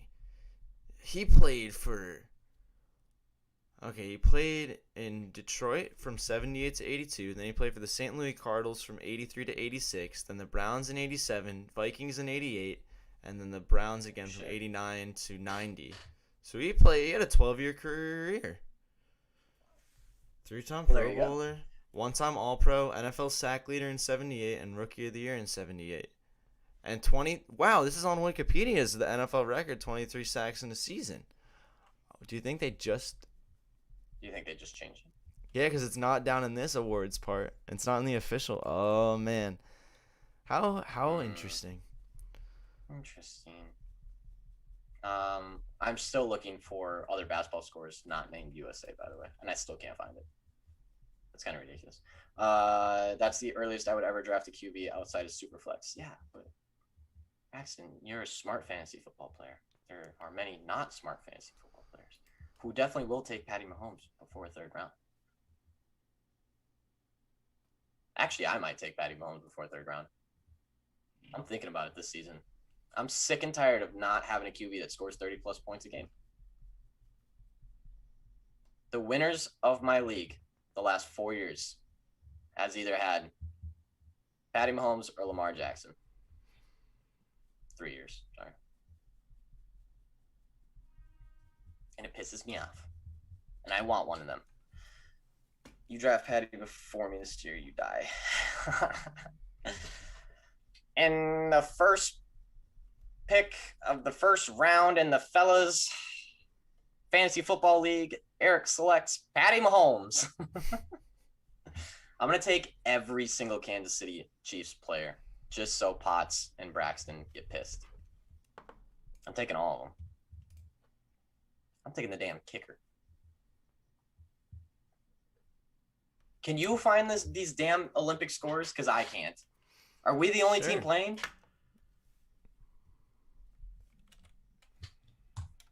How is it so hard to find scores of different basketball games?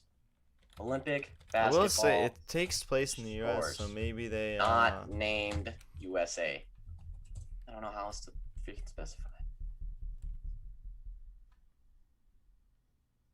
I suppose it is exhibitions, so. But didn't Nigeria just smack the shit out of someone else? Yes, they won their second one. That's true. Nigeria basketball scores.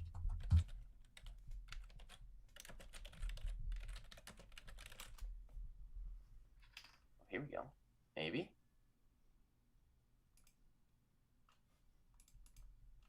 Nope, that's not going to give us it either. Dumb.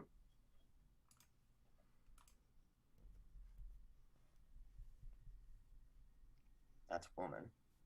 Speaking of the women, USA women about to crush it. That's going to be like one of my few. It'll be USA women to win gold in soccer. USA women to win gold in basketball. I'm sure, I don't even know what the odds are for us to win in gymnastics. I'm sure it's like minus 800,000. Wait, that's something else. Oops.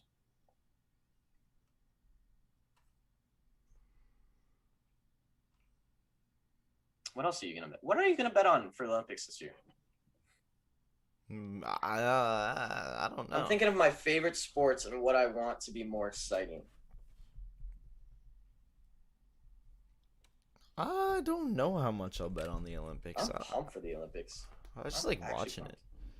Water polo. I'm gonna bet on some water polo. That's one of my favorite sports to watch in the Olympics. It's a violent sport. I think that sport is the most unbelievable thing ever, where everyone's just trying to drown each other while playing handball and treading water. USA over gold medals, every other country under. Please draft Patty before Braxton and record it. LOL, I want to see what happens. I'm going to take Patty Mahomes, Tyreek Hill, Travis Kelce. That's my first 3 picks in that league. I'm going to get all of them, too.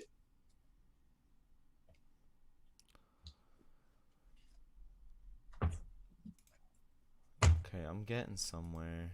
Where are you getting? Are you still looking? It's so hard to find. Yeah, I found the score from Sunday in the Argentina-Australia game.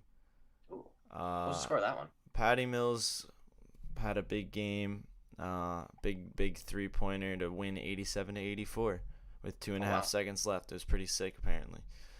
Wish someone would let me learn about it. Are the USA men really not winning gold this year? It seems like every other team is a lot better than us. What?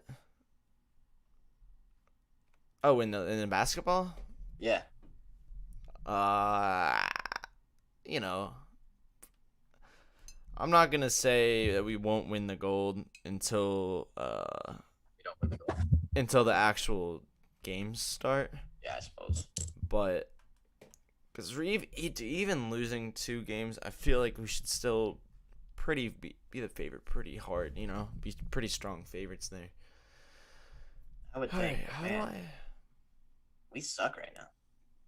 To be fair, we did lose to Nigeria, who seems to be very good, and Australia, who's probably like the number 1 contender besides us. That means Spain, was it? Australia and Spain are the 2 favorites besides us.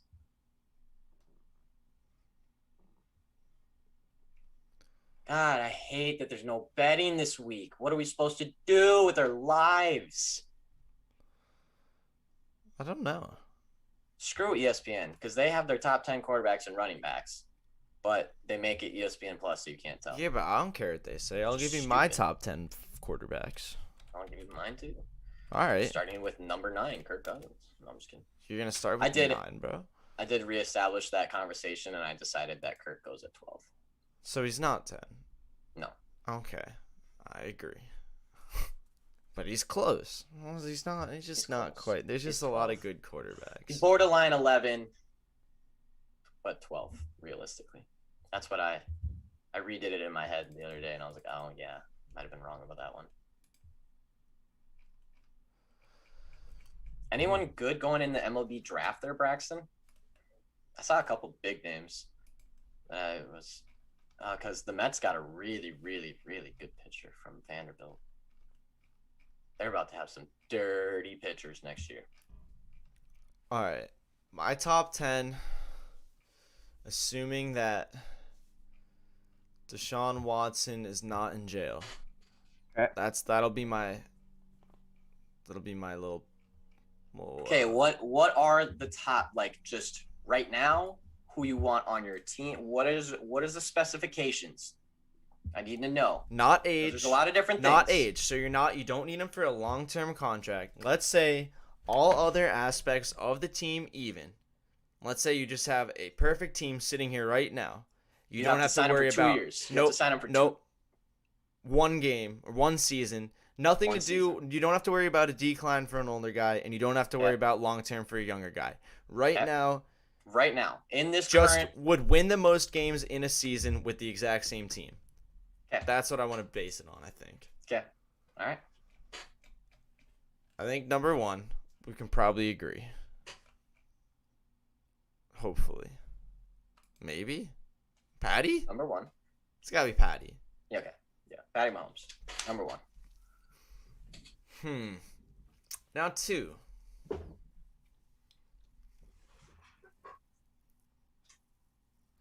This is actually this is kind of fun. I'm gonna say Number 2 is tough. I'm gonna say it's got to be Raji. Yeah. Coming off the MVP year, I think. Yeah, I mean, gotta go with him. The fact that he won MVP kind of makes it a no-brainer, I would think. Yeah, and then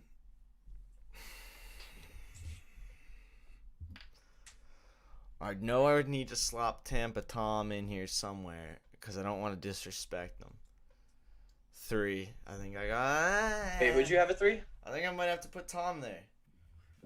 Yeah, I don't put Tom. I don't. Okay, so there's the 3, and Tom could be 2. I'm not fully convinced on that, but I'm gonna go with that for now.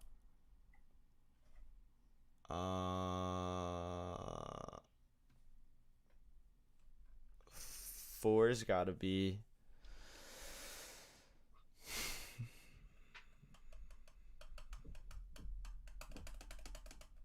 It's tough. I'm gonna say it's gotta be. It's probably gotta be either Lamar or Josh Allen. I would say Josh Allen probably. That just seems really high. It does. I don't know why, but I can't think of who's better than him either. But that seems really high. It does seem really high, but at the same time, like, he kind of deserved it. Yeah, I was like, I can't think of why he wouldn't deserve that. Yeah. Actually, yeah. I'll say Russ at 5 after Josh at 4. Ooh. Okay. And then I'll say I think I have to put Deshaun. Yeah. If you're gonna have Russ at 5, then you better have Deshaun at 6. Yeah, Did you say Lamar yet? I did not say Lamar yet. I know I said that 4 was either gonna be Lamar or Russell? Who'd you rather have? Russell. Russell. On the same team. Now, if it was just like generic team. Now it depends. Like if the roster is built in a way where Lamar can go. Yeah, no, I'm saying yeah, just I know, yeah. You know, I'm staying with my rankings. If it's in a different situation, he goes up. Yeah. If it's a team built for a guy like Lamar, yeah, no one can do what he does. But on a standard basis team, I absolutely take Russell over Lamar. He's more. I think I take Russell over a lot.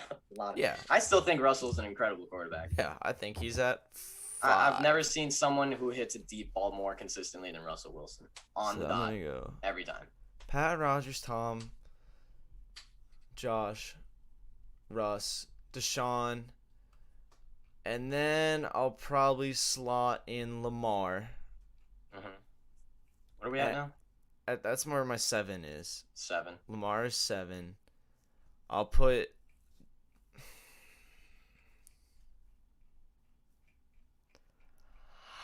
I know Dak has to go somewhere probably. Oof. Yes, he does. But I don't think yet. I don't know. You can put Dak at 8? Yikes. Even lower than 8? I don't know if his leg work. That's true. I don't know. I take all of those guys over Dak any day because they can put up the same numbers as him but win the games too. Stephanie said, "Do not disrespect Tannehill." No, he's in there. He's in there. He's in. I'm confident he's in there. I just gotta think of what I want to do with Dak. Stephanie, do you put Ryan Tannehill as in the top 5, unbiasedly? I think he's 9. I would say. I'd say 9 or 10. I have Ryan Tannehill at 9 or 10. Yeah, like because if we're basing this off of same team, same everything, Ryan Tannehill definitely regresses a little bit. Sorry, but Ryan Tannehill kind of has like the greatest. Really. He's got a great situation for himself right now. No, not top 5. Maybe 8 or 9. Yeah, I think 10. I think 9 or 10. Who rounds you out? Kyler? No. Really? No.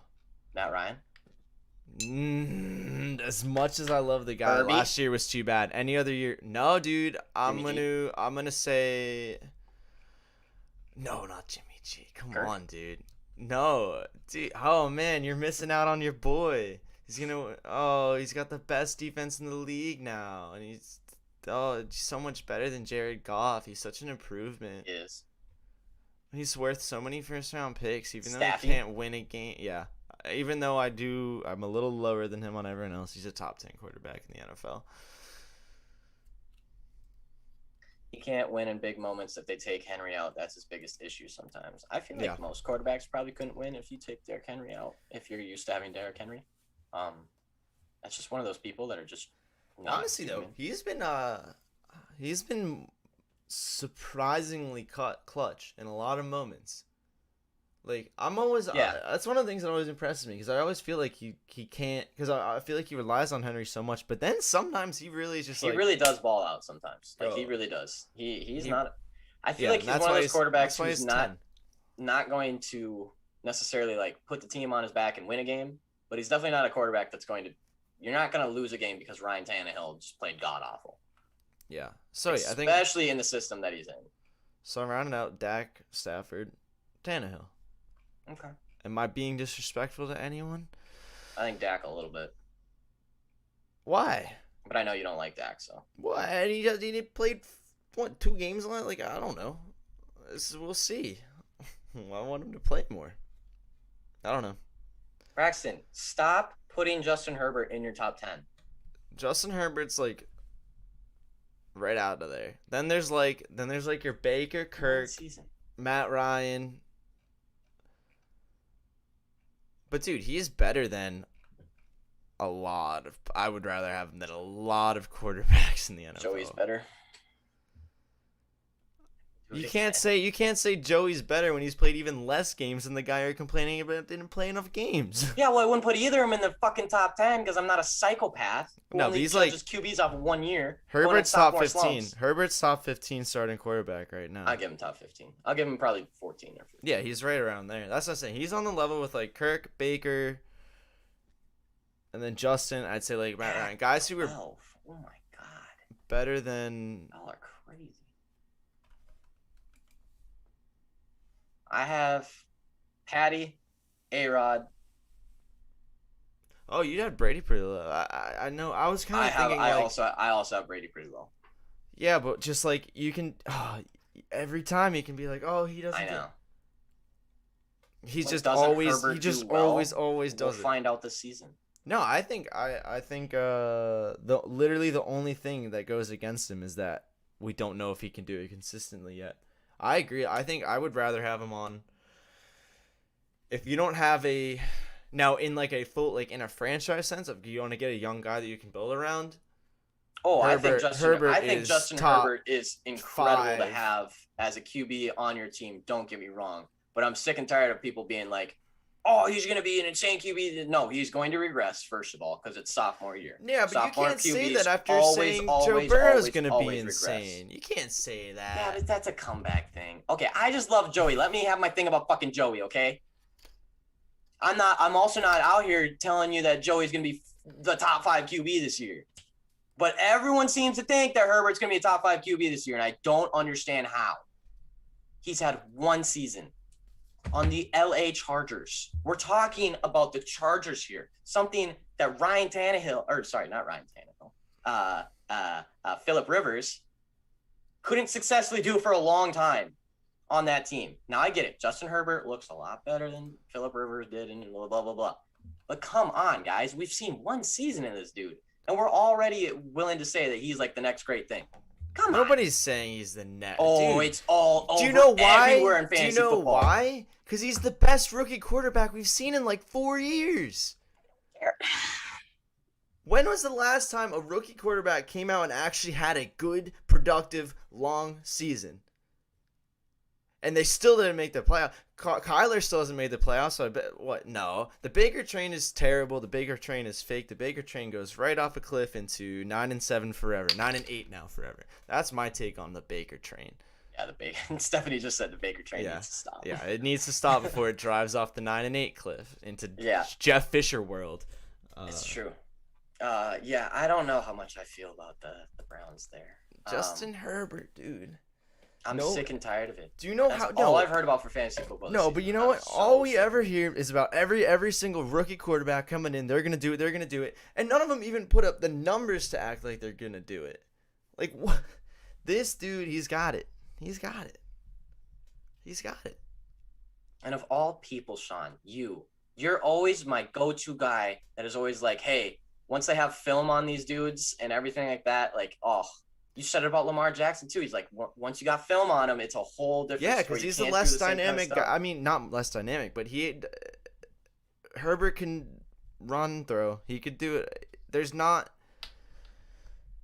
Oh, you can. I'm just saying, man. When it comes to rookie seasons, we've seen a lot of bad quarterback play recently. A lot. I would agree with that. More so than usual in the last, say 3, because I can't quite remember 4 who was in that class. But the last 3, so you have to remember, Pat Mahomes' season wasn't even his rookie season. Lamar's season, he played like 2 games in the rookie season. You got to remember, these are guys in their second year when you think of their breakout year, their first year starting for a team. Mm-hmm. Herbert coming in, true rookie, no offseason. Didn't know 10 minutes before the game starts, and he just takes that team. I think that it's the best thing we've seen from a rookie in a minute. Now I agree, and I think Joe Burrow would have been on that same level had he been able to play the whole season. Yeah. He definitely looked like he could have been, but there is no if or he could have. Justin Herbert just went and did it, and you got to respect it because not a lot of people are doing it, especially last year. Dude, never been in an NFL locker room before, no offseason, it's nothing, and to just go out and do it. And there's something there. There's absolutely something there. He's got like the thing. He's got the thing. Absolutely agree. I just think that people need to pump the brakes a little bit when we come to Justin Herbert, because I'm telling you, I talked a lot of fantasy football this past week with a lot of people, and everyone's just like, "Oh, Justin Herbert." Blah, blah, blah. I'm like. Dude. 1 season? Really? We're basing this off of 1 season. I think he's a good value pick. Like I'm viewing him in the draft how I viewed Kyler in his second year as well. Like that, it's a good value pick for a young guy. And I also think it's fun. I think at the end of the day, we're arguing over like saying he's like the 13th best or the 15th best. Yeah, I know. We're kind of I think we're pretty close on it. I'm just trying to stop the narrative. Trey Lance will be. I'm high on Trey Lance too. I think he will be in there. I don't know how I feel about him yet. I haven't. I'm excited to see it. I'm excited to see it. My take on him is he's got that next generation type of quarterback feel. Yeah, I know. He's got the whole thing. I don't know. I think Kyler's really good this year. I think Kyler is. I put Kyler this season as like a top 8 QB. I don't know though. I think he's going to be so good. Well, he's got another weapon on offense now with AJ. I don't know how big of a difference it's going to make. And this is not going like baseline anymore, same team. Now we're just talking football. Like his current situation that he's in. It's 12:07, no more structure. Yeah, we're just no talking more structure. Football. This is just I think he has an incredible season. What I saw from him last season was better than I expected. Because again, I normally, when rookie QBs come in and do their shit, I always expect them the next season to not do as well. Mm-hmm. Just, you've got a whole year of film on you now. Yeah, it just happens. It just happens. Like your interdivision opponents have learned how to deal with you a little bit.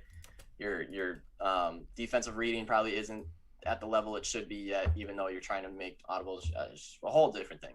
Kyler Murray played really well last year. Very, very, very well. And to think that he now has D-Hop, AJ, if AJ is at the level that he's at, I'm sure Larry comes back. I'm sure they're going to work out a deal. Something. They have to do something with him. And then on defense, you've got Brubaker, and now you got J.J. Watt, and like, oh man, they are building some pieces there. True. They got weapons on both sides of the ball now. I mean, their defense has always been good, but I just think that Kyler's in a great situation this year. I think he's going to make a good push. Yeah, just to break down. That division's tough, though. Kyler had the perfect. Now, I think a lot of people don't think. I think I've even heard people say he regressed, and he did not. He had the perfect second season to come after his first season. He won more games. I know they were only 8-8, but they won. He was 5-10. This 5-10-1 the first year. More completions, better completion percentage, more touchdowns, the same number of interceptions. The key number here I'm looking at, he took 48 sacks his rookie year. Took 27 last year. That means that the team is being built around him and not just the big receivers we see all the names coming up. The actual core of the team is protecting him more.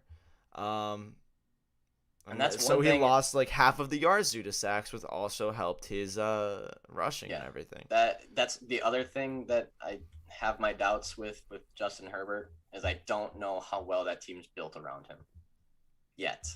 Yeah.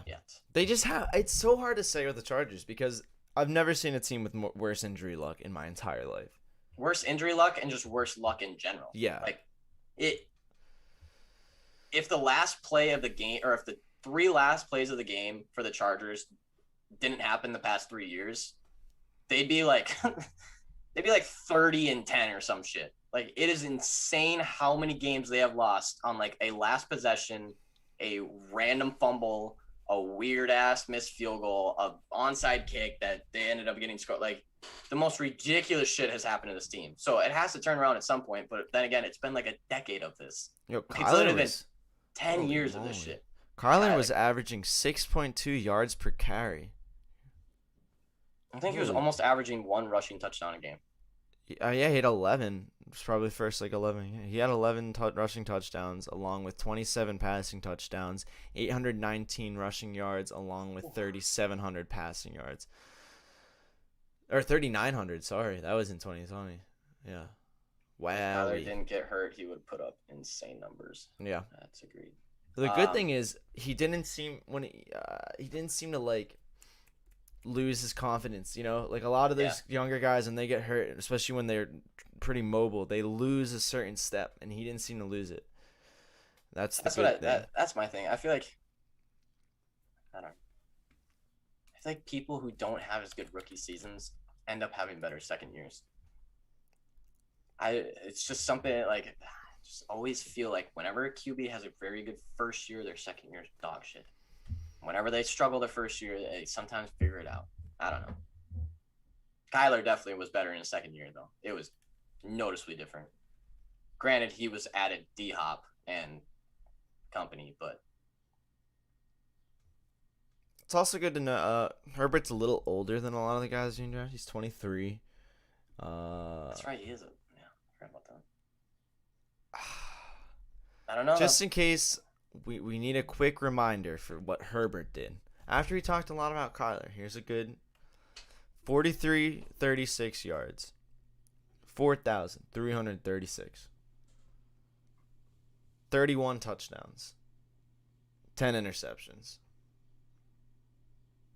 66.6 completion percentage. What else we got?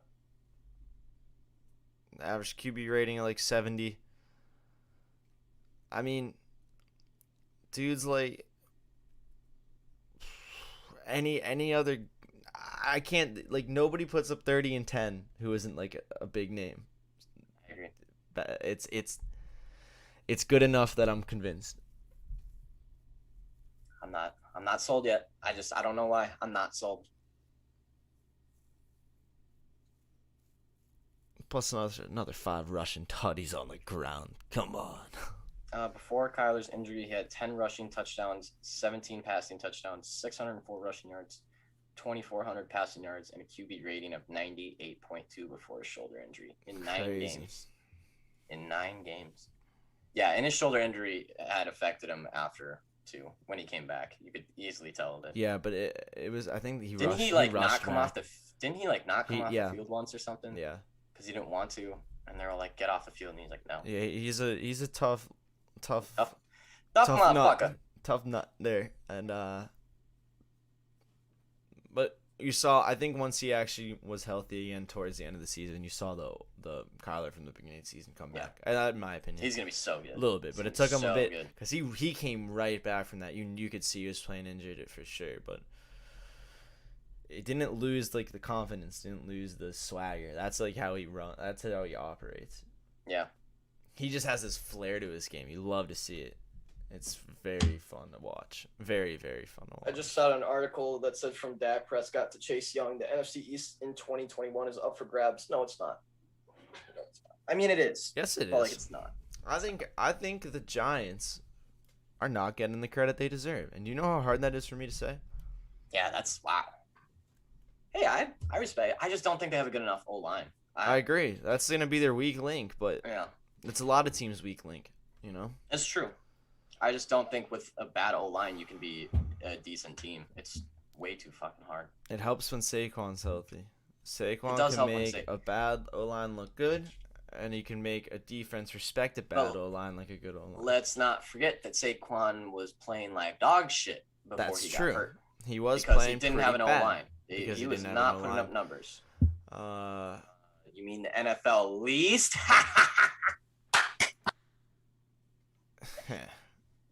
yeah, we'll see. That's your division, little bitch. Yeah, we'll see. Least. I'm God, I just saying, love that when it division comes name. down, when it comes down to it, Yes, you guys are the worst division. You're correct. I don't think so. I don't Who's think worse? so. Unless Hang on. Let me look at all the divisions right now. on average, I bet no. So we don't have any like really really good team in it, but I think on average we're not the worst. You're the most entertaining, I can tell you that much. You've been the worst the last 2 years. Last year, maybe last, but last year by for 3? sure. Last year is bad. Not 3. Ever since the Eagles Super Bowl, you don't think? No, the Eagles were good the year after the Super Bowl. They won. They beat the Bears in the playoffs, and they almost beat the Saints. Yeah, okay, never mind. But, here's an article on ranking all. Oh wait, no, this is by quarterbacks. That's dumb. Yeah, I cannot honestly say that I think that there is one worse division than that.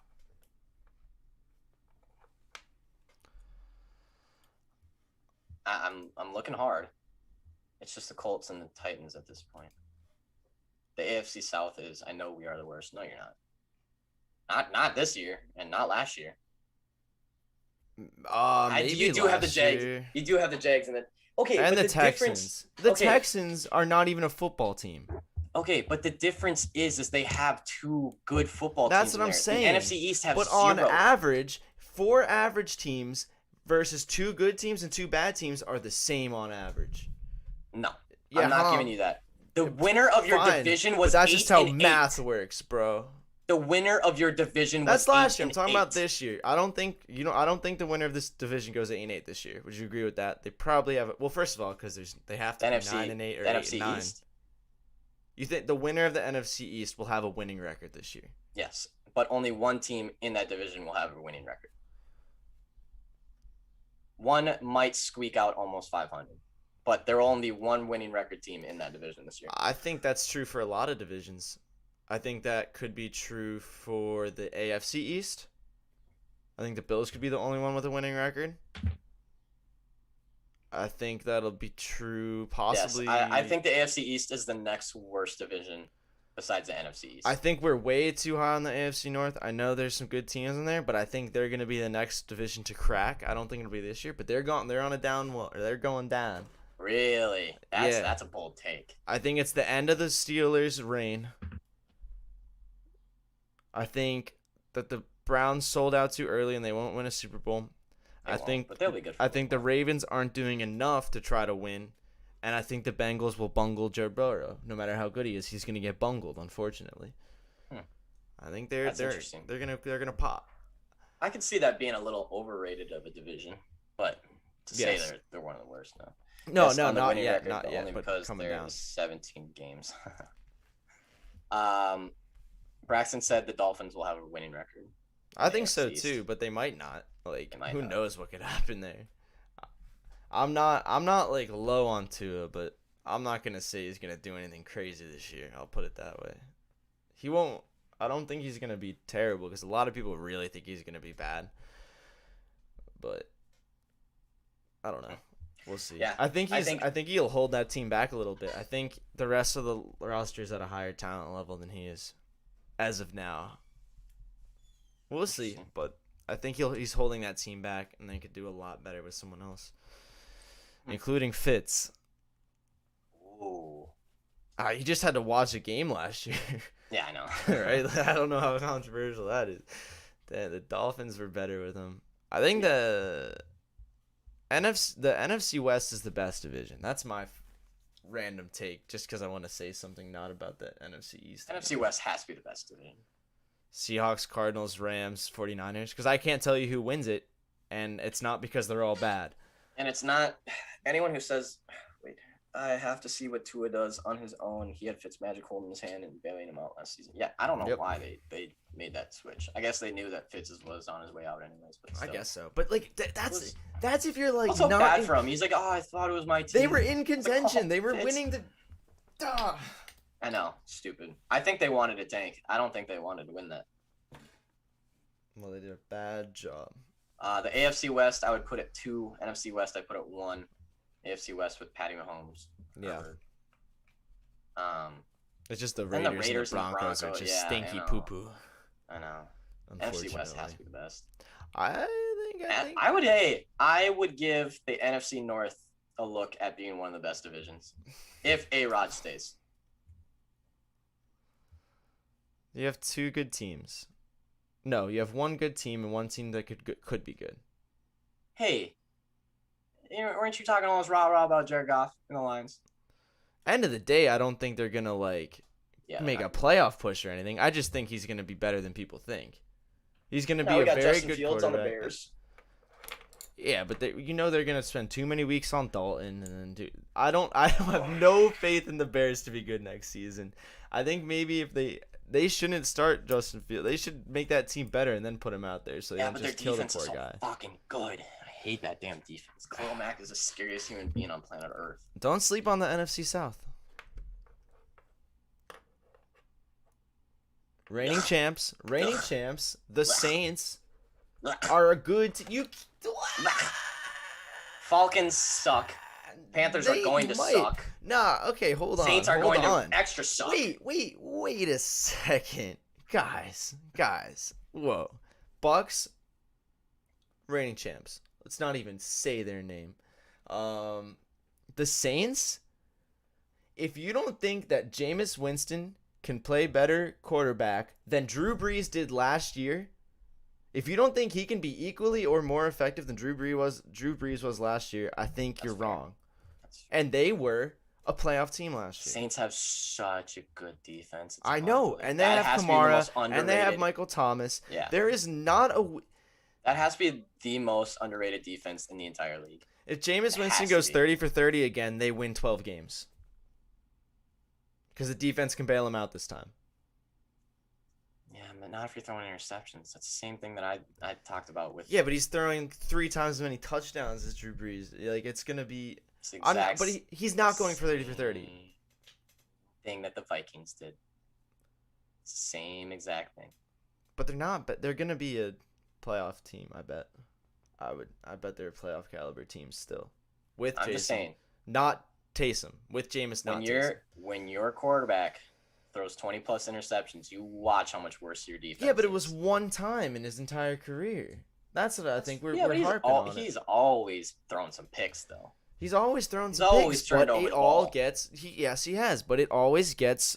Whatever he's done is... I've been over this. I'm not pulling up his pro football reference anymore. But again... I've gone over this. This is my number one thing because it happened to my team. Case Keenum, third-string quarterback. Not the best quarterback on the field. I know. Trust me. I know. I watched him play. However... He did exactly what he had to do. He threw 2 touchdowns a game, 2 to 3 touchdowns a game, and didn't turn the ball over. He threw 4 or 5 interceptions all season. And why was our defense so good? Because we could blitz on first down every single possession because they started inside their 10-yard line every single possession because we didn't turn the ball over. So even if we didn't score, we got to punt and drop them inside their 20. Now what happens when we get Kirk Cousins? Great. Throws twice as many touchdowns. He also turns the ball over twice as much. And now our defense goes from the number 1 or number 2 defense in the league to the number 15 because we can't blitz on first down because they always start on our fucking 40-yard line because we're constantly turning the ball over. What do you think an acceptable touchdown to interception ratio is?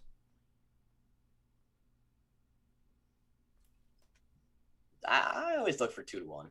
If I see 2 to 1, I enjoy a 2 to 1. So let's just go. But like, yeah, 2 to 1. All right, so let's just talk about Jameis Winston then. Oh. Rookie year, 22-15. His That's second not year, 2 to 1. no, but then he was 28-18. Then he was 19-11, 19-14, and 30-30. Now the 30 interception season is bad, but to only have the most before that be 18 and a 28 touchdown season, that's acceptable. That's not like detrimental to the team numbers. I think it is. You turn over the ball 18 times and you only score 28 touchdowns. That's not helping your team in any way, shape, or form. Because what that doesn't account for is the times that you had to punt and still give them, like, no, 28-18, come on. No way. I would never want that on my team. But that's his worst one.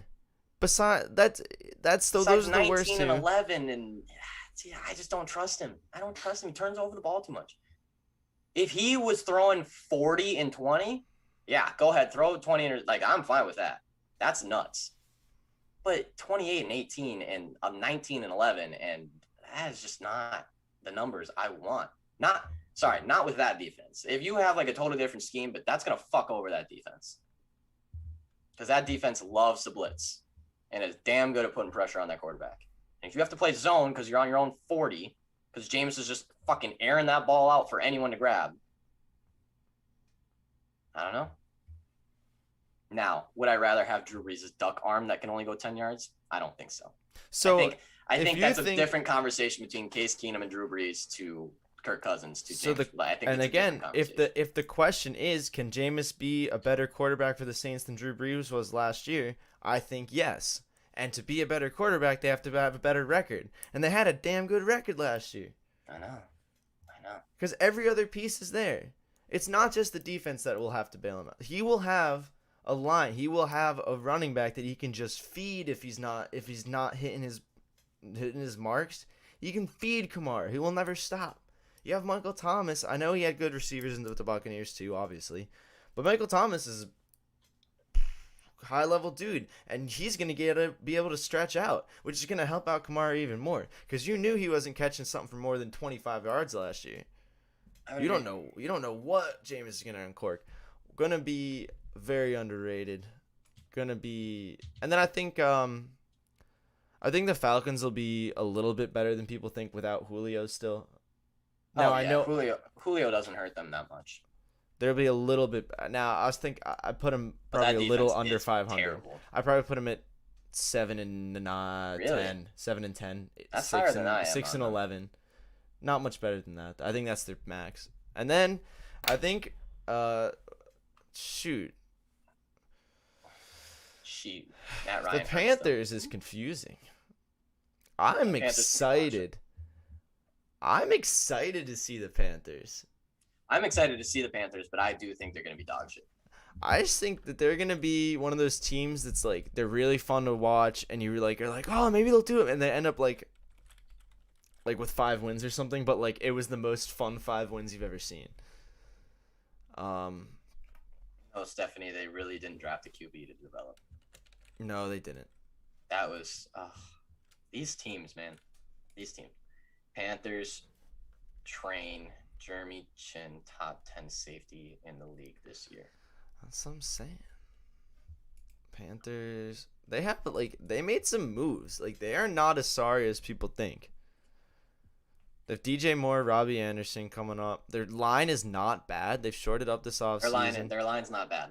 I don't really know what they're doing at tight end. Sam Darnold's good. Obviously, C-Mac, bang. And the defense is there. Jeremy Chin, Justin Burris, Hassan Reddick, Shaq Thompson. Everyone's going to put 8 in the box and make Sam Darnold throw. True. But luckily, C-Mac's also the best receiver on the team. That's the thing. Here's a look at last year's ranking. Oh, wait, hang on. What is this?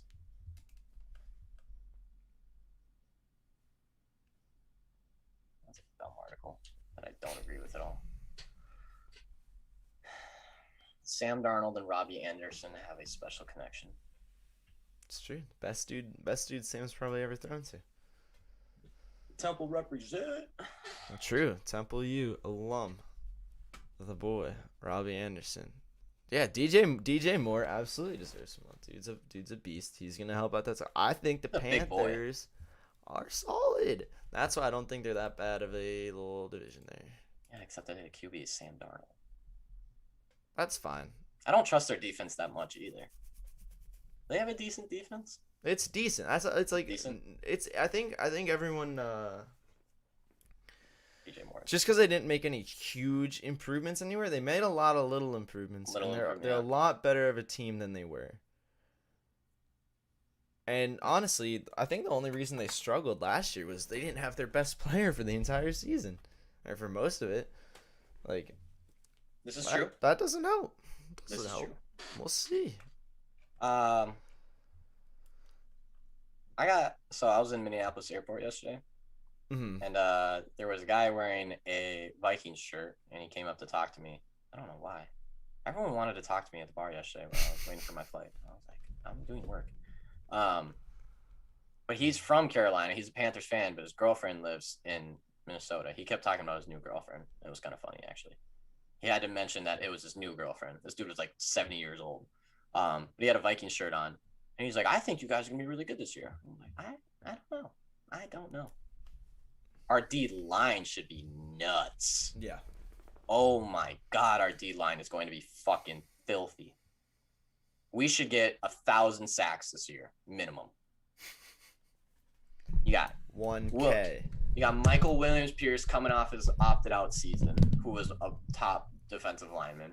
We got Sheldon Richardson back after his whatever the fuck happened there. I'm pretty sure we got him for like half price, so I'm not mad about it at all. Daniil Hunter is healthy, coming off the edge again. And then I don't know who's going to start for us on the other side, honestly. I have to look that up. Vikings D-line. Vikings roster. Yeah, I know that. Let's see.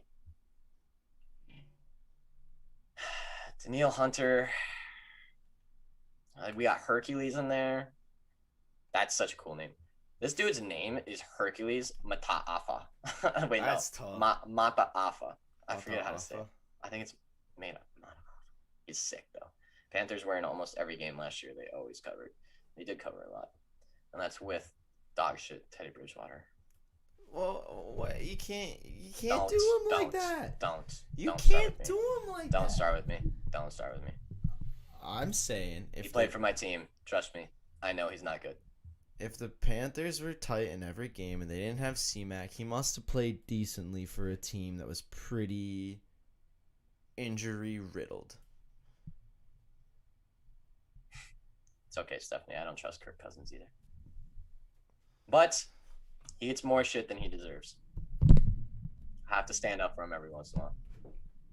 I know I don't trust him, and he doesn't perform well in big games, but he deserves a little respect on his name for having one of the worst offensive lines multiple years in a row and still performing very well as a borderline top 10 QB. He has a lot of weapons, though. God, he has a lot of fucking weapons. I wish the Vikings... This is the problem with the Vikings. They're always so good, but just not good enough to be really good. You know? Like, we're always that 10-7, 9-7, 10-7. You need a new coach. I fucking agree with that. I hate that little bitch. There's no reason... I can't think of any other reason that a team that... Because you know what? Nah, like, it's not even that you guys aren't really... Because you have so much talent. Like, you want to hear something? Yeah. Crazy? I don't think Mike Zimmer has ever won a Super Bowl. I don't think Mike Zimmer has won more than... Hang on. Let me stats. Yeah, Like, I don't think Zimmer play. I'm pretty sure he's won maybe 2 playoff games in his entire life. It's got to be. What was the only playoff games he won in that series in 2017? In that playoff? Were those the only ones he's won? He's 2-3 in the postseason. Okay, so it was just that one run. Yes, he hadn't won before that, and he's only been in the playoff. He's only had 5 playoff games. 5. This man has been our coach for how long now? When did we hire Mike Zimmer? Hired him in 2014. Yeah, I mean, I don't even know if he's that bad of a coach or anything, but they need a fresh look. He can't win in playoffs, dude. They need a fresh look, and he could probably be good somewhere, but nah. No, he's absolutely Yeah, he's hurting you right now. I think there's coaches that are like just bad coaches, and I think the Vikings just need a fresh coach. They just need someone else to look at that offense because they have every piece there to make a playoff push. So many pieces. It's unbelievable. So they just need a fresh look at it. They need a fresh scheme. Like, I think he could still coach in the NFL probably, but I just don't understand how you could be with a team for 7 years, have one of the most impressive offensive weapons that the league has. I mean, we have borderline a top 3 running back. I would put him top 3. I'd probably put him 3. Top 5 for sure. Top 5 for sure. We have a borderline top 10 QB. No matter what you say, his stat is depends where your border is, bro. He himself, I put at 12. His stats is top 10. You can't disregard his stats. Yes, they are. I don't think they are. Since coming to the Vikings, he's 1,000% yes. Mike Zimmer with this whole and then now he had Diggs. He has Adam Thielen. Now he's got Justin Jefferson. He's got Harrison Smith on the back end. He's got all these pieces. 7-9, 11-5, 8-8, 13-3, 8-7, 10-6, 7-9. Those 3 actual winning seasons, we got first rounded in a wild card game to the Seattle Seahawks. We get the first round bye in the other one, win the game, and then we lose to the Eagles in the NFC Championship game. And then we, in 2019, take second NFC North. We beat the Saints in the wild card game, and then we lose to the 49ers. 7 years. 2 playoff wins, 3 playoff appearances, and he's now going to be as an 8th-year coach with one of the most impressive rosters in the league, I'd say. I'd say a top, 8 talent level in the league for the Vikings, looking at all of our pieces. Yeah, but you were just talking about offensive line. How that's the only thing you need, and that's still the thing you haven't had. And for some reason, this man still won't go get an offensive lineman. Yeah, but so is he? How much? He has a lot of leverage. Personnel control. He has a lot. He has a ton. He was the whole reason Kirk's here. Yeah, but I don't think that was a bad move at the time. It wasn't a bad move. It was just the rest of the moves following it to not fix anything. It was not a terrible move. For the market, it was the right price. I just would have kept Keenum on the back end, at least for another year. NCAA basketball prediction. KU loses 2 games on their way to a natty title over a previously undefeated Gonzaga team. Brax, what the fuck? He's coming in with the genie. What the fuck are you talking about? Good Lord. All right, it's late. I love that. Out of nowhere. Just out of absolutely nowhere. Just the straight vision from the future. All right. Oh my God, you have enough cans over there? It's just one bottle. It wasn't even a can. It's my pencil cup. You mean person, bro. It's like how beautiful that Michigan is. Or Maryland wins the Big Ten. UCLA wins Pac-12. KU wins Big 12. Kentucky wins SEC. Nova wins Big East. Are you just picking all the favorites? He's opening his third eye, Eric. This man just ran down all the favorites of every division, I'm pretty sure. Open your third eye. You'll see the truth. Braxton. As does Braxton. Shut up, Braxton. I have seen it, he says. Open your third eye. All right. Let's get the hell out of here. Yeah, I have remember nothing left to do. Oh, dang. because I there's didn't no realize I freaking was bets. slouching over there the whole time. So Are you just on the side of the screen I was the whole like, time? hey. Hey. Oh, we got so many clips today, Sean. YouTube's gonna be popping. Yeah. Aren't you excited? I'm excited. Yeah. Thanks for tuning in today, fellas. I know it's a slow week with no bets. I know. It's a week we needed off, though, because VIP has been getting fucking slaughtered. Bryant makes the tourney. Actually, shut up. I enjoy chat like today. Me too, Stephanie. Stephanie, please keep putting your opinions in the chat. Braxton, why don't you tone it down a notch on your opinions? We don't need as many from you. Yeah, that's all I got. All-star game tonight. Yeah. I hope Ohtani hits 4 home runs and pitches a perfect game, even though I think he's going to get shelled tonight. Will not be silenced. Did you know if Shohei Ohtani pitched against a clone of himself that the world would actually crack in half?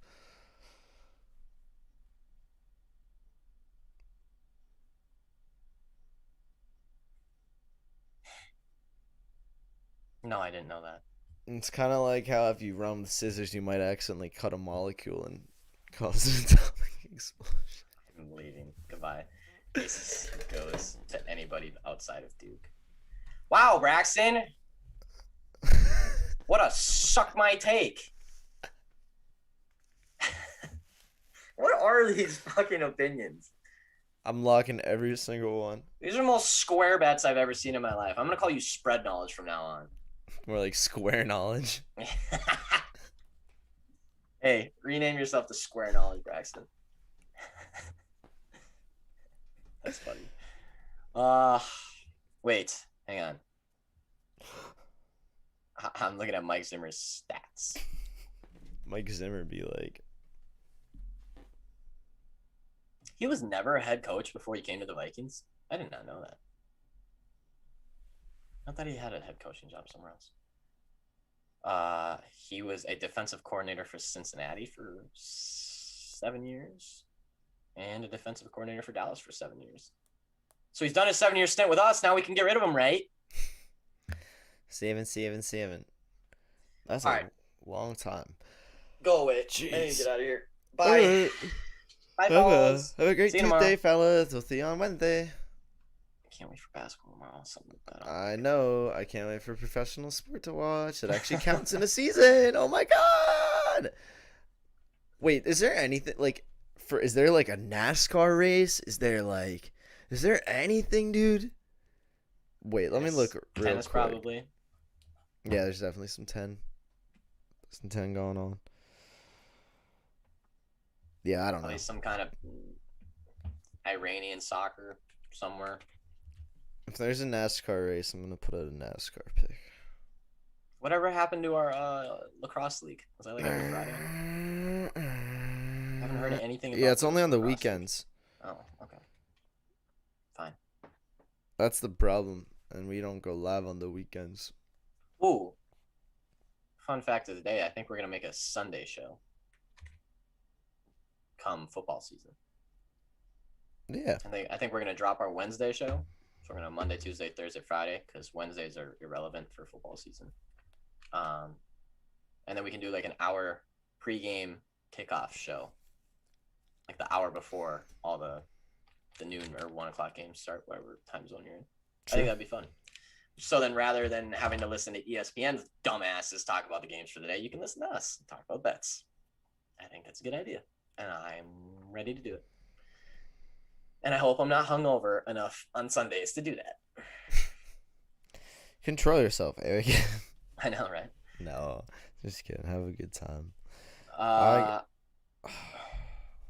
Open. So the Open is Thursday. Oh, that's right. It's a big tournament this week.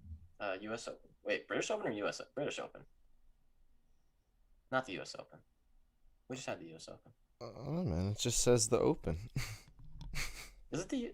No, we just had the U.S. Open, right? British Open. Oh, and then the Ryder Cup is in like a month. Open Championship. I think this is the British Open. We have some MLS. It is the British Open. We have MLS starting Saturday. Do we? Yeah. That doesn't help us for our problem this week, though. No, but just a fun fact. The Friday slate is going to be insane, though. It's like every single baseball team. I think we have a basketball game that night. Right? I think we do. Tech's coming on the show on Friday. Talking Nice. baseball. It's gonna be fun.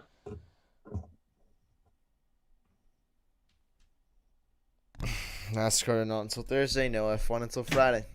Can't help you. All right, let's get out of here then. There's nothing for us here. Nothing. Get out of here. Go enjoy your day. Make Bye, money fellas. betting All-Star game, hopefully. Stop or wasting your time something. listening to us babble.